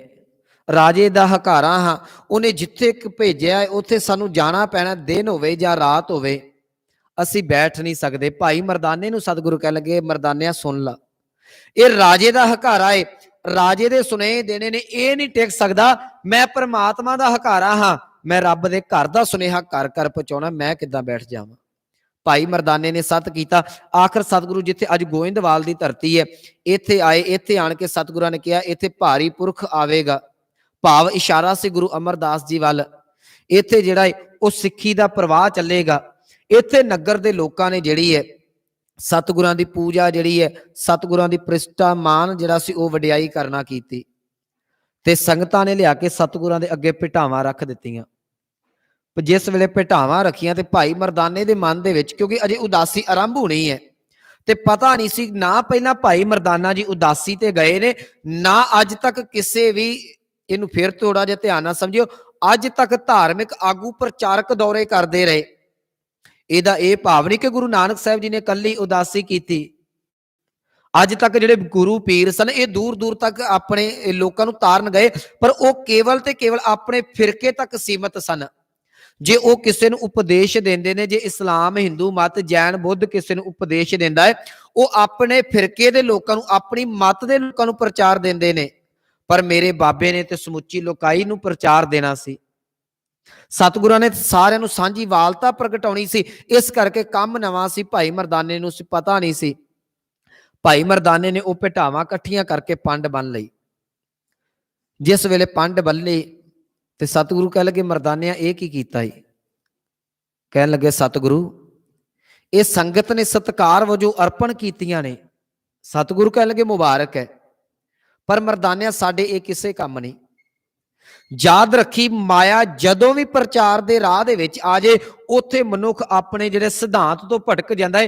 यही वो कारण सी मैं पहले दिन कहा सी जोगियां दा सिद्धांत खत्म गलत नहीं सी, वो तुरे रब नूं पाउण सन, राह दे विच रिधियां सिधियां माया का रूप धारण करके आ गईयां, वो राह दे विच अटक गए। सतगुरु कह लगे मरदानिया साडा काम माया दे नाल नहीं, इनू इत्थे सुट कत। कह लगे बाबा संगत ने बस्तर दिते ने, भेटावां दित्तियां ने। सतगुरु कह लगे भट्ठ पए। भट्ठ का अर्थ समझदे, पट्ठे च पैन जाके ये बोल ने उहदे जन्म साखी दे। भाई मरदाने ने सत्त करके उत्थे सुट दिते। ये सिक्खी का पहला लैसन सी गुरु नानक साहब ने प्रचारक श्रेणी नूं दिता कि जे तुसीं धर्म का प्रचार करना है तो माया तो निर्लेप होके करना पवेगा। अज ये मुश्किल बड़ी तगड़ी बनी है। अज प्रचारक लिफाफियां नूं लैके बोलते ने, तुसीं सूझवान बैठे जे मैनूं बख्श दिया जे, जिद्दां दा सानूं लिफाफा मिल जाता है अज असीं उदां दा प्रचार कर दिंदे आ। पर मैं आरंभ च कहा सी बाबे नानक ने यह गल कही सी कि झुकदे हिरसी ते लालची ने, जिन्हों लालच नहीं वह झुकदा नहीं। जिहड़ा प्रचारक माया दे अधीन हो गया वह सच का प्रचार नहीं जे कर सकदा। जिहड़ा सच का प्रचार एक ठोके करदा उहनूं माया की परवाह कोई नहीं। वो जरूरी ठीक है जीवन निर्वाह वास्ते माया की जरूरत है सानू, पर यदा भाव ये नहीं कि सिख माया के वास्ते सिद्धांत नूं वेच के शिक्के ते टंग देवे। इत्थे मैं एक बेनती होर कह के अगे चला। तीन चीज़ां ने जी साडे कोल, चलो ये इत्थों दा बड़ा वधिया सिस्टम है यूनीवर्सिटी का कि गुरु घर च सारे तुसीं जिहड़े ने वो स्टूडेंट जां टीचर रल के वो प्रोफैसर रल के जिहड़ा ये कारज निभाउंदे जे। पर एक गल याद रखियो, आम करके गुरु घरां दे विच स्टेज हुंदी है, समझ गए। दूसरा उत्थे प्रबंधक हुंदा है जिहड़ा प्रबंध देखदा है। तीसरा उत्थे गुरु दा वजीर हुंदा है। ये तीन जाने ने। स्टेज दे विच कथा होवे, कीर्तन होवे जां एक ग्रंथी सिंह दी स्टेज होवे, प्रबंधक दे विच कमेटी बनाई हुंदी है, प्रधान हुंदा है, ते वजीर दे रूप च कोई कथा वाला, कीर्तन वाला है, प्रचारक है, ग्रंथी सिंह वो है। अज साडी कौम दा दुखांत की है, स्टेज कुछ कहिंदी है, बाणी कुछ कहिंदी है ना। हुण जिहड़ा बोलदा है मेरे वर्गा प्रचारक, वो संगत नूं खुश करने वास्ते कुछ बोलदा है। एक दो उदाहरण मैं थोड़ियां जिहियां तुहानूं दे देवां। ये सिੱਖੀ ਦਾ ਲੈਸਨ ਸੀ। ਤੁਸੀਂ दो शब्दां ਦਾ कीर्तन सरवण करदे जे, एक लख खुशियां पातशाहियां। जे सतगुर नज़र करे समा मिलिया तो पूरा शब्द पढ़ के वेखियो। ये शब्द का सिद्धांत मौत के नाल जुड़दा है, इहनूं खुशी के समय पढ़िया जाता है। एक शब्द गुरु अर्जुन साहब महाराज जी का होर पढ़िया जाता है कि जो मांगे ठाकुर अपने ते सोई सोई देवै। पर ये जिहड़े रागी सिंह ने अस्थाई इहदी बनाउंदे ने लोकां नूं खुश करने वास्ते। हालांकि इहदी रहाओ वालियां पंक्तियां ने कि हर जन राखे गुर गोबिंद कंठ लाए अवगुण सब मेटै दयाल पुरख बख्शंद। अगली उदाहरण शब्द पढ़िया जाता औखी घड़ी ना देखण देई। इहदा सिद्धांत सानूं कुछ कहिंदा पिया है। पर गुरमुखो एक गल याद रखियो, मैं पहली बेनती स्टेज बाणी कुछ कहिंदी है, प्रचारक कुछ बोलदा है ते प्रबंधक सानूं कुछ होर बुलाउणा चाहुंदे ने। मैं पिछले दिनी इत्थे गल कर रहा सा, मैं क्या भाई साहब अज साडा दुखांत है। प्रचारक नूं कह दिता जांदा बाबा जी आ ना बोलियो, आ विशा ना बोलियो, तुसीं केसां बारे ना बोलियो, पतत बुने बारे ना बोलियो, इहदे बारे उहदे बारे ना बोलियो। याद रखियो जिस दिन तुसीं प्रचारक नूं अपणियां उंगलां ते नचाउण लग पे, उस दिन प्रचारक नहीं केवल ते केवल जिहड़ा वो बाजीगर दी बाजी बन के रह जाएगा, इस तो वध होर कुछ नहीं। ग्रंथी आवे मर्यादा दे विच चले, कथा वाला आवे ते गुरु दी गल करे, रागी आवे रागां दे विच बाबे नानक दी बाणी दा कीर्तन करे, संगत दा जीवन जरूर पलटेगा। पर ये मुश्किल इस गल दी है जी, सानू माया जिहड़ी वो लैके बह जांदी है। मैं एक बेनती करा अपने विषय वाल आवां। गुरमुखो जदों माया नूं अगे रख के चलोगे, माया फड़ी कदी नहीं जे जानी। गुरु नूं अगे रख के चलोगे ते याद रखियो गुरु माया दी थोड़ कोई नहीं आउण दिंदा। इदां ही है ना, तुसी सूरज वाल नूं पिठ करदे जे। मैं पिछले दिन उदाहरण दित्ती सी, सवेरे ये प्रैक्टिकल करियो। तुहाडे मगर सूरज पैंदा है, सूरज वाल पिठ करदे जे, परछावां तुहाडे अगे है। तुसी हज़ारां को पैंडा तय कर लो, परछावें नूं कदी नहीं फड़ सकदे, बस मूँह घुमा लिओ सूरज ਵੱਲ ਨੂੰ, ਪਰਛਾਵਾਂ ਤੁਹਾਡੇ ਮਗਰ ਲੱਗ ਤੁਰੇਗਾ। ਗੁਰੂ ਜਿਹੜਾ ਉਹ ਸੂਰਜ ਦੀ ਨਿਆਈ ਹੈ। ਸਿੱਖਾ ਗੁਰੂ ਵੱਲ ਮੂੰਹ ਕਰੇਗਾ, ਧਨ ਦੌਲਤ ਲੋਕ ਤੇਰੇ ਮਗਰ ਲੱਗਣਗੇ। ਮਾਇਆ ਵੱਲ ਨੂੰ ਮੂੰਹ ਕਰ ਲਿਆ, ਗੁਰੂ ਵੀ ਤੇਰੇ ਕੋਲ ਜਾਂਦਾ ਰਹੇਗਾ ਤੇ ਮਾਇਆ ਵੀ ਤੇਰੇ ਹੱਥ ਕੋਈ ਨਹੀਂ ਆਉਣੀ। ਭਾਈ ਮਰਦਾਨੇ ਨੂੰ, ਮੈਂ ਵਿਸ਼ੇ ਦੇ ਵੱਲ ਆਵਾਂ, ਭਾਈ ਮਰਦਾਨੇ ਨੂੰ ਮੇਰੇ ਦਾਤਾ ਜੀ ਕਹਿਣ ਲੱਗੇ, ਮਰਦਾਨਿਆ ਲੋਕਾਂ ਨੇ ਦਾਤਾਂ ਦਿੱਤੀਆਂ ਨੇ, ਮੁਬਾਰਕ ਨੇ, ਮੇਰੇ ਵੱਲੋਂ ਭੱਠ ਪੈਣ, ਇਹਨਾਂ ਨੂੰ ਇੱਥੇ ਸੱਟ ਕੱਤ, ਸਾਡੇ ਕਿਸੇ ਕੰਮ ਨਹੀਂ ਆਉਣੀਆਂ। ਭਾਈ ਮਰਦਾਨੇ ਨੇ ਉਹ ਸਾਰੀਆਂ ਭਟਾਵਾਂ ਉੱਥੇ ਗਰੀਬਾਂ ਦੇ ਵਿੱਚ ਵੰਡ ਦਿੱਤੀਆਂ, ਕੁਝ ਕਹਿੰਦੇ ਨੇ ਉੱਥੇ ਸੁੱਟ ਦਿੱਤੀਆਂ। ਸਤਿਗੁਰੂ ਅੱਗੇ ਆਉਂਦੇ ਨੇ, ਇਹ ਇਧਰੋਂ ਮਾਝੇ ਦੀ ਧਰਤੀ ਨੂੰ ਆਉਂਦੇ ਨੇ, ਸੁਲਤਾਨਵਿੰਡ ਇਹ ਇਧਰ ਨੂੰ ਹੁੰਦੇ ਹੋਏ ਸਤਿਗੁਰੂ ਰਾਮ ਤੀਰਥ ਇਧਰੋਂ ਅੱਗੇ ਦੀਪਾਲਪੁਰ ਦੀ ਧਰਤੀ ਤੇ ਪਹੁੰਚਦੇ ਨੇ, ਜਿੱਥੇ ਜਿੱਥੇ ਸਿੱਖ ਇਤਿਹਾਸ ਨੇ ਕੋਈ ਗੂੜੀ ਸਾਖੀ ਰੱਖੀ ਹੈ। ਕਿਉਂਕਿ ਅੱਜ ਚੌਥਾ ਦਿਨ ਹੈ, 2 ਦਿਨ ਮੇਰੇ ਕੋਲ ਹੋਰ ਬਾਕੀ ਨੇ। ਆਪਾਂ ਜਿੱਥੇ ਜਿੱਥੇ ਗੁਰਮਤ ਨੇ ਕੋਈ ਸਾਖੀ ਰੱਖੀ, ਮੈਂ ਉਹ ਸਾਂਝੀ ਕਰਕੇ ਬਾਕੀ ਥਾਵਾਂ ਦਾ ਨਾਂ ਲੈਂਦਾ ਜਾਵਾਂਗਾ ਤੁਹਾਡੇ ਕੋਲ। ਦੀਪਾਲਪੁਰ ਨਗਰ ਦੇ ਵਿੱਚ ਗਏ ਤੇ ਇੱਥੇ ਸਤਿਗੁਰਾਂ ਨੇ, ਰਾਤ ਹੋ ਗਈ ਤੇ ਨਗਰ ਦੇ ਵਿੱਚ ਭਾਈ ਮਰਦਾਨੇ ਨੇ ਪਤਾ ਕੀਤਾ, ਕਹਿਣ ਲੱਗੇ ਅਸੀਂ ਰਾਤ ਰੁਕਣਾ ਹੈ, ਰੁਕਣ ਵਾਸਤੇ ਕੋਈ ਥਾਂ ਟਿਕਾਣਾ ਹੋਵੇ। ਪਿੰਡ ਵਾਲਿਆਂ ਨੇ ਅੱਗੋਂ ਮਖੌਲ ਕਰ ਦਿੱਤਾ, ਕਹਿਣ ਲੱਗੇ ਤੁਹਾਡੇ ਸਾਧੂਆਂ ਵਾਸਤੇ ਨਾ, ਤੁਹਾਡੇ ਵੇਲੜਾਂ ਵਰਗਿਆਂ ਵਾਸਤੇ ਸਾਡੇ ਕੋਲ ਇੱਕ ਬਾਹਰ ਜਿਹੜਾ ਏ ਉਹ ਧਨਾੜ ਮਨੁੱਖ ਰਹਿੰਦਾ, ਉਹਨੇ ਕੋਠੀ ਪਾਈ ਹੋਈ ਹੈ ਤੁਹਾਡੇ ਵਾਸਤੇ, ਉੱਥੇ ਚਲੇ ਜਾਓ, ਮਹੱਲ ਛੱਤਿਆ ਏ, ਉੱਥੇ ਰਾਤ ਰਹਿ ਜਾਓ। ਤੇ ਬਾਬਾ ਤੇ ਜਾਣੀ ਜਾਣ ਸੀ। ਭਾਈ ਮਰਦਾਨਿਆ ਜੀ ਕਹਿਣ ਲੱਗੇ, ਦਾਤਾ ਆ ਜਵਾਬ ਮਿਲਿਆ ਏ। ਸਤਿਗੁਰੂ ਕਹਿਣ ਲੱਗੇ, ਮਰਦਾਨਿਆ ਹਾਂ ਸਾਡਾ ਟਿਕਾਣਾ ਉੱਥੇ ਹੀ, ਅੱਜ ਰਾਤ ਚੱਲ ਚੱਲੀਏ। ਸਤਿਗੁਰੂ ਜਾਂਦੇ ਨੇ, ਜੰਗਲ ਸੀ ਸਾਰਾ, ਬਾਹਰ ਜਾ ਕੇ ਦੇਖਦੇ ਨੇ ਜੰਗਲਾਂ ਦੇ ਵਿੱਚ ਟੁੱਟੀ ਜੀ ਛੰਨ ਵਾਲੀ ਇੱਕ ਨਿੱਕੀ ਜੀ ਝੌਂਪੜੀ ਪਈ ਹੋਈ ਹੈ। ਸਤਿਗੁਰੂ ਝੌਂਪੜੀ ਦੇ ਕੋਲ ਜਾ ਕੇ ਰੁਕ ਗਏ। ਕੀ ਭਾਈ ਮਰਦਾਨਾ ਦੇਖਦਾ, ਝੌਂਪੜੀ ਦੇ ਇੱਕ ਪਾਸੇ, ਦਰਵਾਜ਼ੇ ਦੇ ਇੱਕ ਪਾਸੇ ਇੱਕ ਛੋਟਾ ਜਿਹਾ ਆਲਾ ਹੈ, ਜਿਹਨੂੰ ਅਸੀਂ ਅੱਜ ਇਹ ਮੁੱਗ ਕਹਿ ਸਕਦੇ, ਪੁਰਾਣੇ ਸਮੇਂ ਆਲਾ ਸ਼ਬਦ ਵਰਤਿਆ ਜਾਂਦਾ। ਉੱਥੇ ਇੱਕ ਭਾਂਡਾ ਰੱਖਿਆ ਮਿੱਟੀ ਦਾ, ਉਹ ਕਾਹਦੇ ਵਾਸਤੇ ਰੱਖਿਆ, ਇੱਥੋਂ ਕੋਈ ਪਿੰਡ ਵਾਲਾ ਆਉਂਦਾ ਤੇ ਰੋਟੀ ਦੇ 2 ਟੁੱਕੜ ਪਾ ਦਿੰਦਾ, ਜਿਹੜਾ ਅੰਦਰ ਰਹਿੰਦਾ ਉਹ ਖਾ ਲੈਂਦਾ ਹੈ। ਇੱਥੋਂ ਭਾਈ ਮਰਦਾਨਾ ਜੀ ਸਤਿਗੁਰਾਂ ਦੇ ਕੰਨਾਂ ਦੇ ਵਿੱਚ ਵਿਲਕਣ ਦੀ ਆਵਾਜ਼ ਪਈ। ਭਾਈ ਮਰਦਾਨਾ ਕਹਿਣ ਲੱਗਾ, ਦਾਤਾ ਜੀ ਪਿੰਡ ਵਾਲਿਆਂ ਨੇ ਮਜ਼ਾਕ ਕੀਤਾ, ਉਹ ਕਹਿੰਦਾ ਮਹੱਲ ਛੱਤੇ ਪਏ ਨੇ, ਇੱਥੇ ਤੇ ਟੁੱਟੀ ਜੀ ਝੌਂਪੜੀ ਹੈ। ਸਤਿਗੁਰੂ ਕਹਿਣ ਲੱਗੇ, ਹਾਂ ਮਰਦਾਨਿਆ ਸਾਡੀ ਬਾਨੀ ਵੀ ਝੌਂਪੜੀਆਂ ਵਾਲਿਆਂ ਨਾਲ, ਇਹ ਮਹੱਲਾਂ ਵਾਲਿਆਂ ਨਾਲ ਸੰਬੰਧ ਵੀ ਕੋਈ ਨਹੀਂ ਸਾਡਾ। ਭਾਈ ਮਰਦਾਨੇ ਨੇ ਦਰਵਾਜ਼ਾ ਖੜਕਾਇਆ, ਅੱਗੋਂ ਮਨੁੱਖ ਨੇ ਜਵਾਬ ਦਿੱਤਾ, ਕਹਿਣ ਲੱਗਾ ਕੌਣ? ਭਾਈ ਮਰਦਾਨਾ ਕਹਿਣ ਲੱਗੇ, ਦਰਵਾਜ਼ਾ ਖੋਲ, ਅੱਜ ਗੁਰੂ ਨਾਨਕ ਤੇਰੇ ਘਰ ਆਇਆ ਹੈ। ਕੋੜੀ ਨੂੰ ਪਤਾ ਨਹੀਂ ਸੀ, ਕਿਉਂਕਿ ਬਾਹਰ ਤੁਰਿਆ ਫਿਰਿਆ ਨਹੀਂ ਸੀ, ਉਹਨੂੰ ਪਤਾ ਨਹੀਂ ਸੀ ਵੀ ਗੁਰੂ ਨਾਨਕ ਸਾਹਿਬ ਕੌਣ ਨੇ। ਕਈ ਥਾਵਾਂ ਤੇ ਚਲੋ ਸਤਿਗੁਰਾਂ ਦੇ ਚਰਚੇ ਹੋ ਗਏ, ਪਰ ਇੱਥੇ ਨਹੀਂ ਸੀ। ਕਹਿਣ ਲੱਗਾ ਤੁਸੀਂ ਗਲਤ ਪਤੇ ਦੇ ਉੱਤੇ ਆ ਗਏ ਜੇ, ਕਰਨਾ ਕੀ ਹੈ? ਕਹਿਣ ਲੱਗੇ ਰਾਤ ਰੁਕਣਾ ਹੈ। ਕੋੜੀ ਰੋ ਪਿਆ, ਕਹਿਣ ਲੱਗਾ ਤੁਹਾਨੂੰ ਕਿਸੇ ਨੇ ਗਲਤ ਥਾਂ ਤੇ ਭੇਜ ਦਿੱਤਾ, ਮੈਂ ਤੇ ਕੋੜ ਦੀ ਬਿਮਾਰੀ ਦੇ ਨਾਲ ਗਰਸਿਆ ਹੋਇਆ, ਮੈਨੂੰ ਤਾਂ ਆਪਣੇ ਛੱਡ ਗਏ ਨੇ।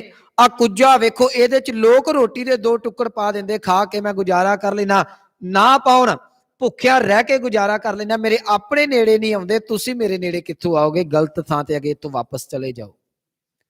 ਸਤਿਗੁਰਾਂ ਦੇ ਮੁਖਾਰ ਬਿੰਦ ਦੇ ਬਚਨ। ਸਤਿਗੁਰੂ ਕਹਿਣ ਲੱਗੇ, ਨਹੀਂ ਤੂੰ ਦਰਵਾਜ਼ਾ ਖੋਲ, ਜਿਹਨੂੰ ਸਾਰੇ ਛੱਡ ਜਾਂਦੇ ਨੇ ਮੈਂ ਜਾਨਾ ਹੀ ਉਹਨਾਂ ਦੇ ਕੋਲ ਹੈ, ਮੇਰਾ ਕੰਮ ਹੀ ਉਹਨਾਂ ਦੇ ਨਾਲ ਹੈ। ਕੋੜੀ ਨੇ ਦਰਵਾਜ਼ਾ ਖੋਲਿਆ, ਮੇਰੇ ਸਤਿਗੁਰੂ ਗਏ ਤੇ ਘੁੱਟ ਕੇ ਸਤਿਗੁਰਾਂ ਨੇ ਸੀਨੇ ਦੇ ਨਾਲ ਲਾਇਆ, ਉਹ ਅੱਖਾਂ ਦੇ ਨਾਲ ਜ਼ਾਹਰੋ ਜ਼ਾਹਰ ਰੋ ਪਿਆ। ਯਾਦ ਰੱਖਿਓ, ਜਦੋਂ ਅੰਦਰ ਨੂੰ ਸੱਟ ਵੱਜਦੀ ਹੈ ਨਾ ਗੁਰਮੁਖੋ, ਫਿਰ ਅੰਦਰ ਦੁੱਖ ਇਕੱਠਾ ਹੁੰਦਾ, ਜੇ ਕੋਈ ਵੰਡਾਉਣ ਵਾਲਾ ਆ ਜੇ ਫਿਰ ਬੰਦੇ ਦੇ ਅਥਰੂ ਨਹੀਂ ਰੁਕਦੇ। ਕੋੜੀ ਰੋਕ ਨਾ ਸਕਿਆ ਆਪਣੇ ਆਪ ਨੂੰ, ਕਹਿਣ ਲੱਗਾ ਬਾਬਾ ਤੂੰ ਕੌਣ ਹੈ? ਮੈਨੂੰ ਜੰਮਣ ਵਾਲੇ ਛੱਡ ਗਏ, ਮੈਨੂੰ ਸਾਂਭਣ ਵਾਲੇ ਛੱਡ ਗਏ, ਮੇਰਾ ਸਰੀਰ ਕੋੜ ਦੇ ਨਾਲ ਭਰਿਆ। ਸਤਿਗੁਰੂ ਕਹਿਣ ਲੱਗੇ ਬੈਠ ਜਾ, ਅੱਜ ਤੇਰਾ ਇਲਾਜ ਕਰਦੇ ਆ। ਭਾਈ ਮਰਦਾਨੇ ਨੂੰ ਕਹਿਣ ਲੱਗੇ, ਮਰਦਾਨਿਆ ਰਵਾਬ ਛੇੜ। ਯਾਦ ਰੱਖਿਓ, ਇਹ ਬਾਣੀ ਆਉਣ ਦੇ ਕੁਝ ਤਰੀਕੇ ਸਨ। ਮੈਂ ਅਰਜ਼ ਕੀਤੀ ਸੀ ਇੱਕ ਵਾਰ, ਇਹ ਜਦੋਂ ਗੁਰੂ ਗ੍ਰੰਥ ਸਾਹਿਬ ਦਾ ਪ੍ਰਕਾਸ਼ ਦਿਹਾੜਾ ਮਨਾਉਣਾ, ਕੁਝ ਸਾਡੇ ਟੌਪਿਕ ਇਦਾਂ ਦੇ ਨੇ ਜਿਹੜੇ ਦਿਹਾੜਿਆਂ ਦੇ ਨਾਲ ਸੰਬੰਧਿਤ ਨੇ। ਇਹ ਕੁਝ ਤਰੀਕੇ ਸਨ ਜਦੋਂ ਧੁਰ ਕੀ ਬਾਣੀ ਆਉਂਦੀ ਸੀ। ਪਹਿਲਾ ਤਰੀਕਾ ਇਹ ਸੀ, ਜਿਸ ਵੇਲੇ ਸਤਿਗੁਰੂ ਕਿਸੇ ਨੂੰ ਦੁਖੀ ਵੇਖਦੇ ਧੁਰ ਦੀ ਬਾਣੀ ਉਦੋਂ ਵੀ ਆਉਂਦੀ ਸੀ। ਸਤਿਗੁਰੂ ਹਰ ਵੇਲੇ ਬਾਣੀ ਨਹੀਂ ਸੀ ਉਚਾਰਨ ਕਰਦੇ, ਇੱਕ ਗੱਲ ਯਾਦ ਰੱਖਿਓ ਜੀ। ਬਾਕੀ ਜਿਹੜੇ ਬਚਨੇ ਬਿਲਾਸ ਨੇ, ਜਿਵੇਂ ਅਸੀਂ ਗੱਲ ਕਰਦੇ ਆ ਨਾ, ਸਤਿਗੁਰੂ ਏਦਾਂ ਗੱਲ ਕਰਦੇ ਸਨ, ਪਰ ਜਦੋਂ ਕੋਈ ਖਾਸ ਘਟਨਾ ਦਾ ਜ਼ਿਕਰ ਕਰਨਾ ਹੈ ਜਾਂ ਕੋਈ ਖਾਸ ਗੱਲ ਹੋਣੀ ਹੈ, ਉੱਥੇ ਸਤਿਗੁਰੂ ਜੀ ਜਿਹੜੇ ਨੇ ਧੁਰ ਦੀ ਬਾਣੀ ਉਚਾਰਨ ਕਰਦੇ ਨੇ। ਭਾਈ ਮਰਦਾਨੇ ਨੂੰ ਕਿਹਾ, ਮਰਦਾਨਿਆ ਰਵਾਬ ਛੇੜ। ਭਾਈ ਮਰਦਾਨੇ ਨੇ ਰਵਾਬ ਛੇੜੀ। ਸਤਿਗੁਰਾਂ ਨੇ ਧਨਾਸਰੀ ਦੀ ਜਿਹੜੀ ਸੀ ਉਹ ਅਸਥਾਈ ਬਣਾ ਕੇ ਰਾਗ ਦੀ ਸਤਿਗੁਰਾਂ ਨੇ ਸ਼ਬਦ ਉਚਾਰਿਆ, ਜੀਓ ਤਪਤ ਹੈ बारो बार जियो तपत है बारो बार, तप तप खपै बहुत बेकार, जैतन बाणी विसर जाए ज्यों पक्का रोगी विल लाए। पक्का रोगी का अर्थ होंदा कोढ़ दा। याद रखिए ये कोढ़ दा बीमार इन्ना क ज्यादा ये रोग भैड़ा सी, इहदे अंदरों पानी रिसदा जांदा सी जख्मां दे नाल, जिथे जिथे शरीर नूं पानी लगदा सी ये रोग वधदा जांदा सी। मेरे सतगुरु रात इहदी झुग्गी दे विच रहे, इहदा कोढ़ दा रोग राजी कीता। ਇਹ ਸਤਿਗੁਰਾਂ ਦੇ ਚਰਨਾਂ ਦਾ ਭੌਰਾ ਬਣਿਆ। ਇੱਥੋਂ ਸਤਿਗੁਰੂ ਦੀਪਾਲਪੁਰ ਨੂੰ ਨਿਕਲ ਕੇ ਲਾਹੌਰ ਦੀ ਧਰਤੀ ਤੇ ਜਾਂਦੇ ਨੇ। ਹੁਣ ਤੇ ਚਲੋ ਸਾਡੇ ਚ ਪਾਕਿਸਤਾਨ ਆ ਗਿਆ, ਲਾਹੌਰ ਇਹ ਯਾਦ ਰੱਖਿਓ ਅੰਮ੍ਰਿਤਸਰ ਤੋਂ ਨੇੜੇ। ਤੁਸੀਂ ਅੱਜ ਤੇ ਗੂਗਲ ਮੈਪ ਹੈ ਸਰਚ ਕਰ ਸਕਦੇ, ਬਹੁਤਾ ਦੂਰ ਨਹੀਂ ਲਾਹੌਰ ਸਾਨੂੰ। ਸਤਿਗੁਰੂ ਲਾਹੌਰ ਦੀ ਧਰਤੀ ਤੇ ਜਾਂਦੇ ਨੇ। ਇੱਥੇ ਲਾਹੌਰ ਗਏ ਤੇ ਸਤਿਗੁਰਾਂ ਨੇ ਇਹ ਜਿਹੜੇ ਦਿਨ ਨੇ ਇਹ ਸਰਾਧਾਂ ਦੇ ਦਿਨ ਚੱਲਦੇ ਪਏ ਸਨ। जिस वेले सतगुरु गए लाहौर दे विच, इत्थे एक बड़ा धनाड़ मनुख है, उहदा नाम है दुनी चंद। इन्हें अपने बाप का जिहड़ा श्राद्ध कीता होया है।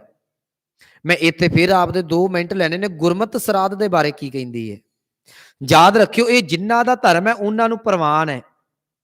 गुरमत दे विच श्राद्ध दी कोई थां नहीं जे। जे तुसी आखो ना कि गुरमत दे विच श्राद्ध करा दईए, पर अज ये सानू इन्नियां क भैड़ियां बीमारियां चंबड़ियां होईयां ने। पहलां लोक पंडितां नूं खवाउंदे सन, अज असीं गुरुद्वारे दे भाईआं नूं लिया के खवाउंदे हां। काम उत्थे ही है, सोच उत्थे ही रह गई है साडी, तरीका असीं बदल लिया। पहलां भी वहमां भरमां दे विच पाया जांदा सी, मैं अगे जाके अर्ज करनी है, सूरज ग्रहण लगदा है, अज भी वहमां च पाया जांदा। उदों लोक मंदिरां च दालां चढ़ा दिंदे सन, अज तुसीं गुरुद्वारिआं च चढ़ा दिंदे। काम उत्थे दा उत्थे खलोता होया है।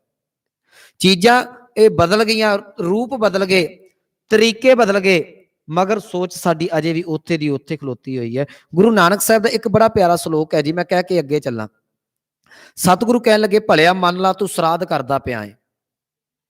कह लगा ये जिहदा श्राद्ध करदा पिया है ते जिहड़ी तेरी कमाई आई है, मैं पिछले दिन कहा सी, याद रखियो गुरमत ने एक कमाई नूं, एक किरत नूं बहुत सिद्धांतक तौर ते रखिया।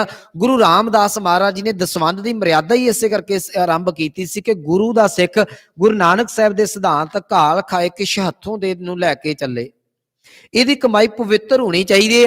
याद रखियो गुरु नानक दे घर दे विच कोड़ी वर्गे भी गरीब तो गरीब भी आए, ते इत्थे भाई लंगाह वर्गे जिहड़ा झबाल नगर जिहड़ी जिहड़े बीड़ बाबा बुढ़ा साहब तुसीं देखदे जे ना, ये भाई लंगाह दी जमीन सी। गुरु अर्जुन साहब नूं जिन्हें भेटा कीती होई सी, एड़े एड़े धनाड़ मनुख भी आए। अज दा राष्ट्रपति उस वेले दा भाई लंगाह इन्हां दी बराबरी सी, एक इन्नी पावर दा मालक सी अज जिन्ना राष्ट्रपति हुंदा है।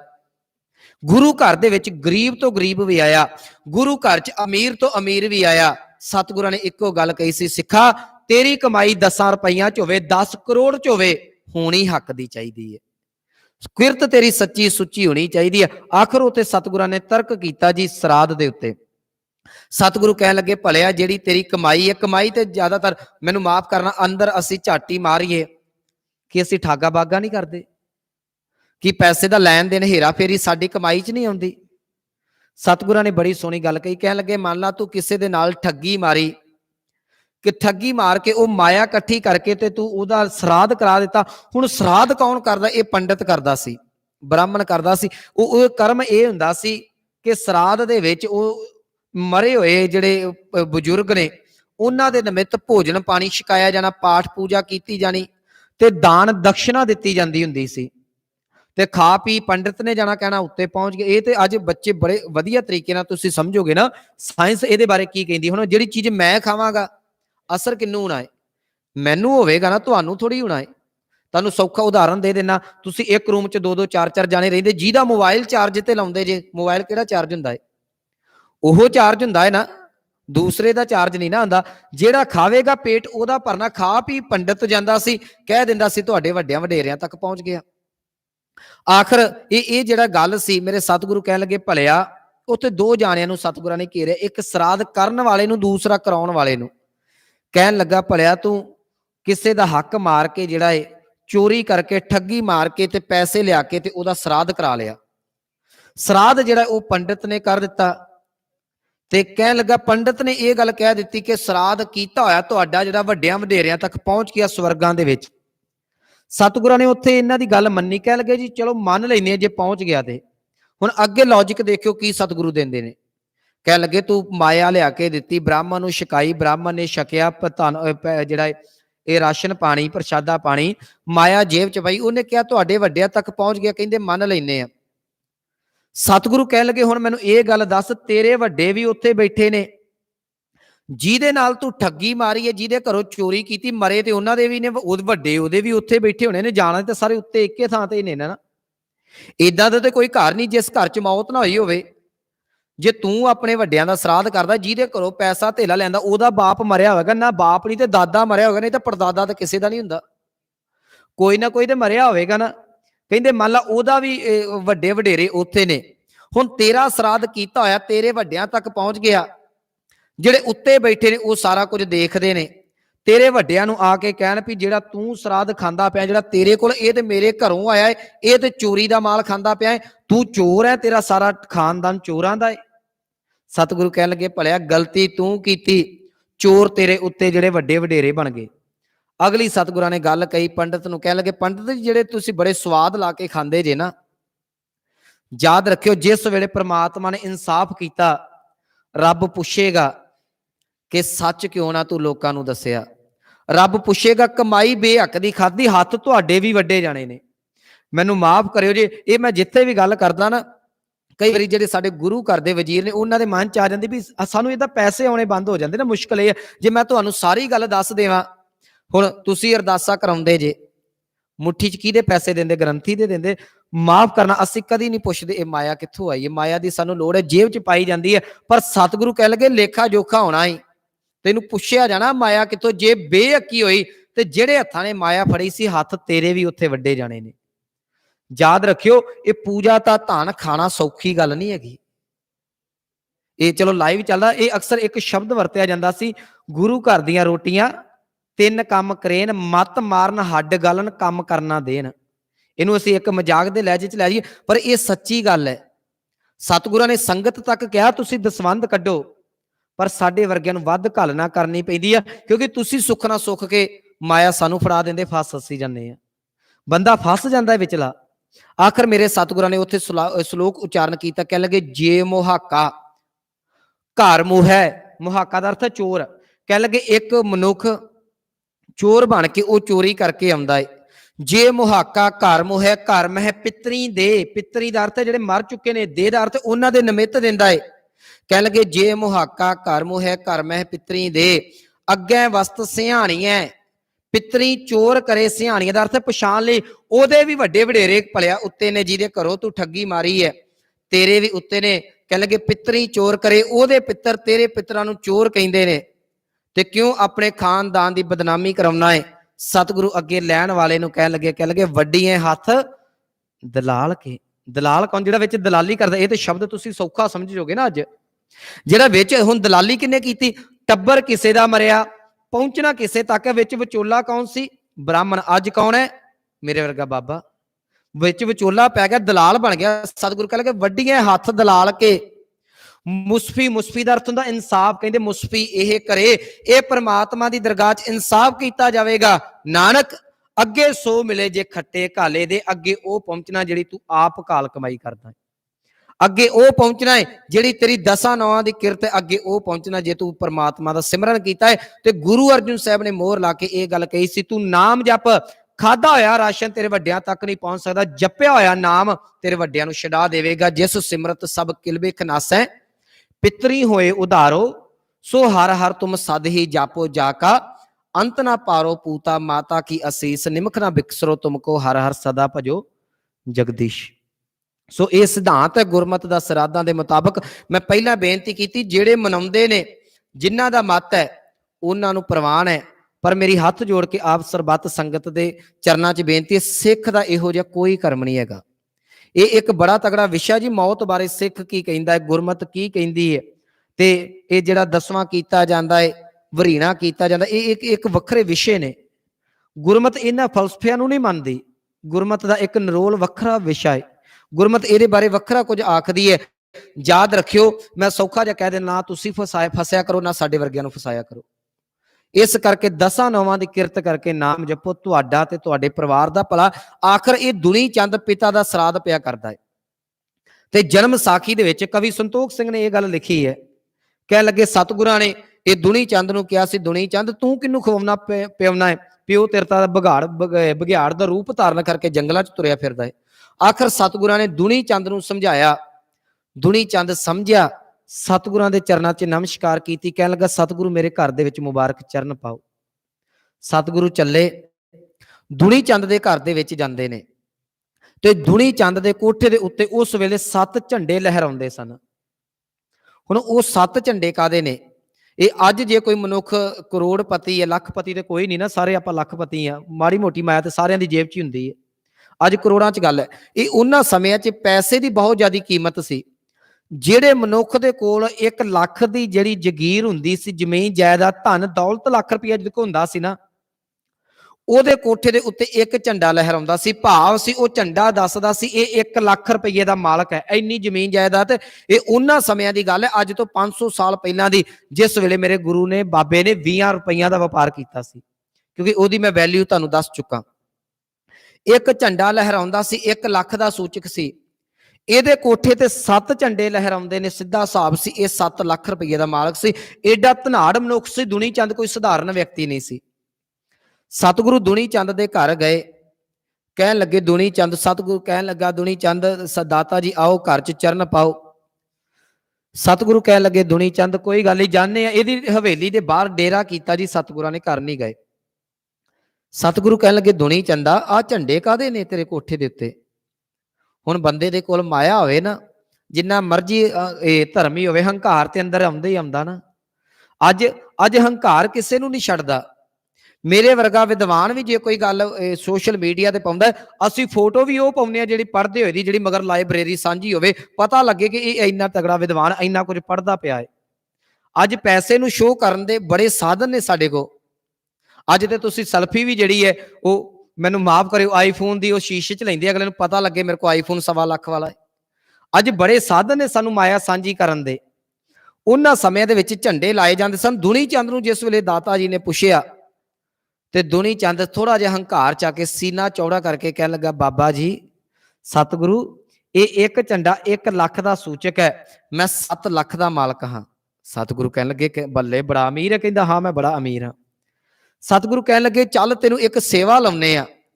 ਹੁਣ ਅਮੀਰ ਬੰਦਾ ਸੇਵਾ ਬੜੀ ਭੱਜ ਕੇ ਕਰਦਾ ਹੈ। ਉਹਦੇ ਮਨ 'ਚ ਇੱਕ ਗੱਲ ਹੁੰਦੀ ਹੈ ਕਿ ਮੈਂ 1 ਗੁਣਾ ਦੇਵਾਂ ਤੇ 10 ਗੁਣਾ ਵਾਪਸ ਮਿਲ ਜਾਵੇ। ਦੇ ਦੇ ਮੰਗੈ ਸਹਿਸਾ ਗੁਣਾ, ਸ਼ੋਭ ਕਰੈ ਸੰਸਾਰ। ਲੋਕ ਮੈਨੂੰ ਕਹਿਣ ਬੜਾ ਧਨਾੜ ਮਨੁੱਖ ਹੈ, ਮੈਂ ਜਿਹੜਾ ਦਾਨ ਵੀ ਕਰਾਂ ਉਹਦੇ ਵਜੋਂ ਮੈਨੂੰ ਕਈ ਗੁਣਾ ਵਾਪਸ ਵੀ ਮਿਲੇ। ਹੁਣ ਦੁਨੀ ਚੰਦ ਨੇ ਕਹਿ ਮਨ 'ਚ ਸੋਚਿਆ ਮੈਨੂੰ ਸੇਵਾ ਮਿਲਣੀ ਹੈ, ਮੇਰੀ ਤੇ ਬੱਲੇ ਬੱਲੇ ਹੋ ਜਾਏਗੀ। ਬਾਬਾ ਜੀ ਮੇਰੀ ਹਵੇਲੀ ਦੇ ਬੂਹੇ ਅੱਗੇ ਆ ਗਏ। ਕਹਿਣ ਲੱਗਾ ਹੁਕਮ ਕਰੋ। ਸਤਿਗੁਰਾਂ ਨੇ ਸੂਈ ਦਿੱਤੀ ਜੀ ਇੱਕ। ਕਹਿਣ ਲੱਗੇ ਦੁਨੀ ਚੰਦ ਆਹ ਸੂਈ ਲੈ ਜਾ, ਇਹਨੂੰ ਸਾਂਭ ਕੇ ਰੱਖੀ, ਗਾਂ ਪਰਲੋਕ ਦੇ ਵਿੱਚ ਤੇਰੇ ਕੋਲ ਲੈ ਲਾਂਗੇ। ਦੁਨੀ ਚੰਦ ਕਹਿਣ ਲੱਗਾ ਬਾਬਾ ਜੀ ਇਹ ਤੇ ਗੱਲ ਹੀ ਕੋਈ ਨਹੀਂ ਨਾ, ਸੂਈ ਹੈ ਸਧਾਰਨ ਜੀ, ਇਹਨੂੰ ਮੈਂ ਕੋਲ ਸਾਂਭ ਕੇ ਰੱਖ ਲੈਣਾ। ਯਾਦ ਰੱਖਿਓ ਹੁਣ ਜਿਸ ਵੇਲੇ ਹੁਕਮਨਾਮਾ ਵੀ ਲਿਆ ਗਿਆ, ਇਹਦੇ ਵਿੱਚ ਵੀ ਸੂਈ ਧਾਗੇ ਦਾ ਜ਼ਿਕਰ ਆਇਆ ਸੀ। ਕਦੀ ਸੋਚਿਓ ਸਤਿਗੁਰਾਂ ਨੇ ਸੂਈ ਕਿਉਂ ਦਿੱਤੀ? ਨਾਲ ਤੇ ਜਾਣਾ ਹੀ ਕੁਛ ਨਹੀਂ ਨਾ, ਕੁਝ ਹੋਰ ਵੀ ਦੇ ਸਕਦੇ ਸਨ। ਕੈਂਚੀ ਦਾ ਕੰਮ ਹੈ ਜੀ ਕੱਟਣਾ। ਮੈਂ ਹੁਣ ਹੁਕਮਨਾਮੇ ਦੇ ਬੋਲ ਨਹੀਂ ਸਾਂਝੇ ਕਰ ਸਕਦਾ, ਮੇਰੇ ਕੋਲ ਸਮਾਂ ਬਹੁਤ ਥੋੜਾ ਰਹਿ ਗਿਆ। ਕੈਂਚੀ ਦਾ ਕੰਮ ਹੈ ਕੱਟਣਾ। ਸੂਈ ਦੇ 2 ਕੰਮ ਹੁੰਦੇ ਨੇ, ਜੀਵਨ 'ਚ ਯਾਦ ਰੱਖਿਓ ਜੇ। ਆ ਪਈ ਤੁਹਾਡੇ ਲਾਗੇ, ਚੈੱਕ ਕਰ ਲਿਓ। ਇੱਕ ਕੰਮ ਹੈ ਸੂਈ ਜਿੱਥੇ ਵੀ ਵੱਜਦੀ ਅੱਗੋਂ ਮਨੁੱਖ ਨੂੰ ਟੁੰਬਦੀ ਜਾਂਦੀ ਹੈ। ਮੰਨ ਲਓ ਹੱਥ ਦੇ ਕਿਤੇ ਵੱਜੇਗੀ ਨਾ, ਉਹਨੂੰ ਟੁੰਬਦੀ ਹੈ, ਜਗਾਉਂਦੀ ਹੈ। ਜਿੱਥੋਂ ਸੂਈ ਲੰਘ ਜੇ ਅੱਗੋਂ ਜਗਾਉਂਦੀ ਜਾਂਦੀ ਹੈ, ਮਗਰਲੇ ਪਾਸੇ ਧਾਗਾ ਸੀਂ ਜਾਂਦਾ ਹੈ। ਦੁਨੀ ਚੰਦ ਮਾਇਆ ਦੀ ਘੂਕ 'ਚ ਸੁੱਤਾ ਸੀ, ਸਤਿਗੁਰਾਂ ਨੇ ਸੂਈ ਦਿੱਤੀ, ਨਾਲ ਇਹਨੂੰ ਟੁੰਬ ਦਿੱਤਾ। ਦੂਸਰੇ ਪਾਸੇ ਦੁਨੀ ਚੰਦ ਦੀ ਹਵੇਲੀ ਅੱਗੇ ਇਤਿਹਾਸ ਕਹਿੰਦਾ ਹੈ ਆਸਾ ਦੀ ਵਾਰ ਦੀਆਂ 15 ਪੌੜੀਆਂ ਸਤਿਗੁਰਾਂ ਨੇ ਉਚਾਰਨ ਕਰਕੇ ਇਹਨੂੰ ਨਾਮ ਦੇ ਨਾਲ ਗੰਢ ਵੀ ਦਿੱਤਾ। ਸੂਈ ਦੇ 2 ਕੰਮ ਨੇ, ਇੱਕ ਟੁੰਬਦੀ, ਇੱਕ ਪਾਸੇ ਗੰਢਦੀ ਹੈ। ਦੁਨੀ ਚੰਦ ਸੂਈ ਲੈ ਕੇ ਆਪਣੇ ਮਹਿਲਾਂ 'ਚ ਚਲਾ ਗਿਆ।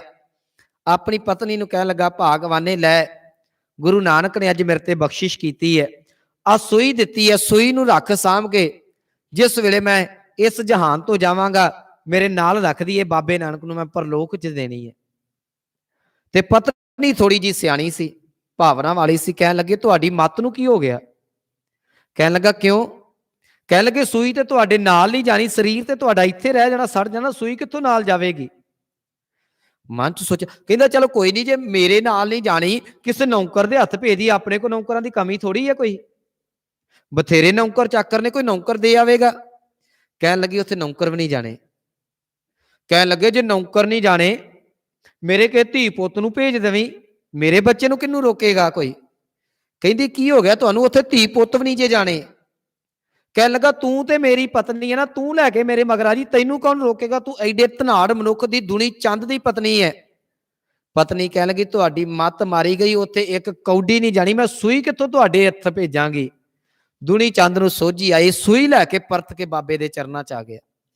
ਕਹਿਣ ਲੱਗਾ ਬਾਬਾ ਬੜੀ ਗਲਤੀ ਹੋ ਗਈ, ਆ ਆਪਣੀ ਸੂਈ ਰੱਖ ਲਓ। ਸਤਿਗੁਰੂ ਕਹਿਣ ਲੱਗੇ ਕੀ ਹੋਇਆ। ਕਹਿਣ ਲੱਗਾ ਇਹ ਤੇ ਨਾਲ ਨਹੀਂ ਜਾਣੀ। ਹੁਣ ਸਤਿਗੁਰਾਂ ਦਾ ਇੱਕ ਲੌਜਿਕ, ਇੱਕ ਤਰੀਕਾ ਵੱਖਰਾ ਸੀ ਇੱਕ ਗੱਲ ਕਹਿਣ ਦਾ। ਜੇ ਉਦਾਂ ਕਹਿ ਦਿੰਦੇ ਦੁਨੀ ਚੰਦ ਤੂੰ ਪੈਸੇ ਇਕੱਠੇ ਕੀਤੇ, ਨਾਲ ਨਹੀਂ ਜਾਣੇ, ਵੰਡ ਦੇ, ਤੇ ਕੋਈ ਸਾਨੂੰ ਅੱਜ ਕਿਹਾ ਹੋਵੇ ਜਿਹੜਾ ਤੂੰ ਬੜੂਆ ਭਰੀ ਫਿਰਦਾ ਵੰਡਦੇ, ਅਸੀਂ ਵੰਡਦੇ ਹਾਂ। ਸਮਝਾਉਣ ਦਾ ਇੱਕ ਤਰੀਕਾ ਹੁੰਦਾ ਹੈ। ਜੇ ਸੂਈ ਸੀਂਦੀ ਹੈ ਉਹ ਵੀ ਤਰੀਕੇ ਨਾਲ ਸੂਈ ਸੀਂਦੀ ਹੈ। ਜਿਸ ਬੀਬੀ ਨੂੰ ਸੀਨਾ ਨਹੀਂ ਆਉਂਦਾ, ਲੋਕ ਉਹਨੂੰ ਕੁਚੱਜੀ ਵੀ ਕਹਿ ਦਿੰਦੇ ਆ ਵੀ ਇਹਨੂੰ ਸੀਨ ਦੀ ਵੀ ਜਾਚ ਨਹੀਂ। ਸੂਈ ਦਾ ਤਰੀਕਾ ਇੱਕ ਸਤਿਗੁਰਾਂ ਦੇ ਸਮਝਾਉਣ ਦਾ ਤਰੀਕਾ ਸੀ। ਕਹਿਣ ਲੱਗੇ ਦੁਨੀ ਚੰਦ ਸੂਈ ਲੈ ਕੇ ਆ ਗਿਆ। ਕਹਿਣ ਲੱਗਾ ਬਾਬਾ ਇਹ ਨਾਲ ਨਹੀਂ ਜਾਣੀ। ਸਤਿਗੁਰੂ ਕਹਿੰਦੇ ਜਿਹੜੇ ਤੂੰ 7 ਝੰਡੇ ਲਾਏ ਫਿਰ ਇਹ ਨਾਲ ਜਾਣੇ ਨੇ। ਦੁਨੀ ਚੰਦ ਜਾਗ ਪਿਆ, ਸੂਈ ਨੇ ਆਪਣਾ ਕੰਮ ਕਰ ਦਿੱਤਾ, ਪੈਰਾਂ ਤੇ ਟੱਟ ਗਿਆ। ਕਹਿਣ ਲੱਗਾ ਦਾਤਾ ਮੈਨੂੰ ਬਖਸ਼ ਦੇ, ਮੇਰੇ ਲਾਇਕ ਸੇਵਾ। ਸਤਿਗੁਰੂ ਕਹਿੰਦੇ ਜਿੱਦਾਂ ਇਕੱਠੀ ਕੀਤੀ ਹੈ ਬਸ ਉਦਾਂ ਹੀ ਮਾਇਆ ਵਰਤਾ ਦੇ। ਯਾਦ ਰੱਖਿਓ ਕਰਤਾਰਪੁਰ ਦੀ ਧਰਤੀ ਤੇ ਜਿਸ ਵੇਲੇ ਇਹ ਧਰਮਸ਼ਾਲ ਦੀ ਸਥਾਪਨਾ ਹੁੰਦੀ ਹੈ, ਉੱਥੇ ਦੁਨੀ ਚੰਦ ਦੀ ਮਾਇਆ ਜਾਂਦੀ ਹੈ। ਦੁਨੀ ਚੰਦ ਭੇਟਾ ਕਰਦਾ। ਸਤਿਗੁਰਾਂ ਦਾ ਭਾਵ ਇਹ ਸੀ ਤੂੰ ਕਮਾਈ ਜਿੰਨੀ ਮਰਜ਼ੀ ਕਰ, ਪਰ ਹੱਕ ਦੀ ਕਮਾਈ ਕਰੀ। ਇੱਕ ਗੱਲ ਦੂਸਰੀ ਚੇਤਾ ਰੱਖੀ, ਮਾਇਆ ਨਾਲ ਨਹੀਂ ਜਾਣੀ, ਨਾਲ ਸਿਮਰਨ ਜਾਣਾ ਹੈ।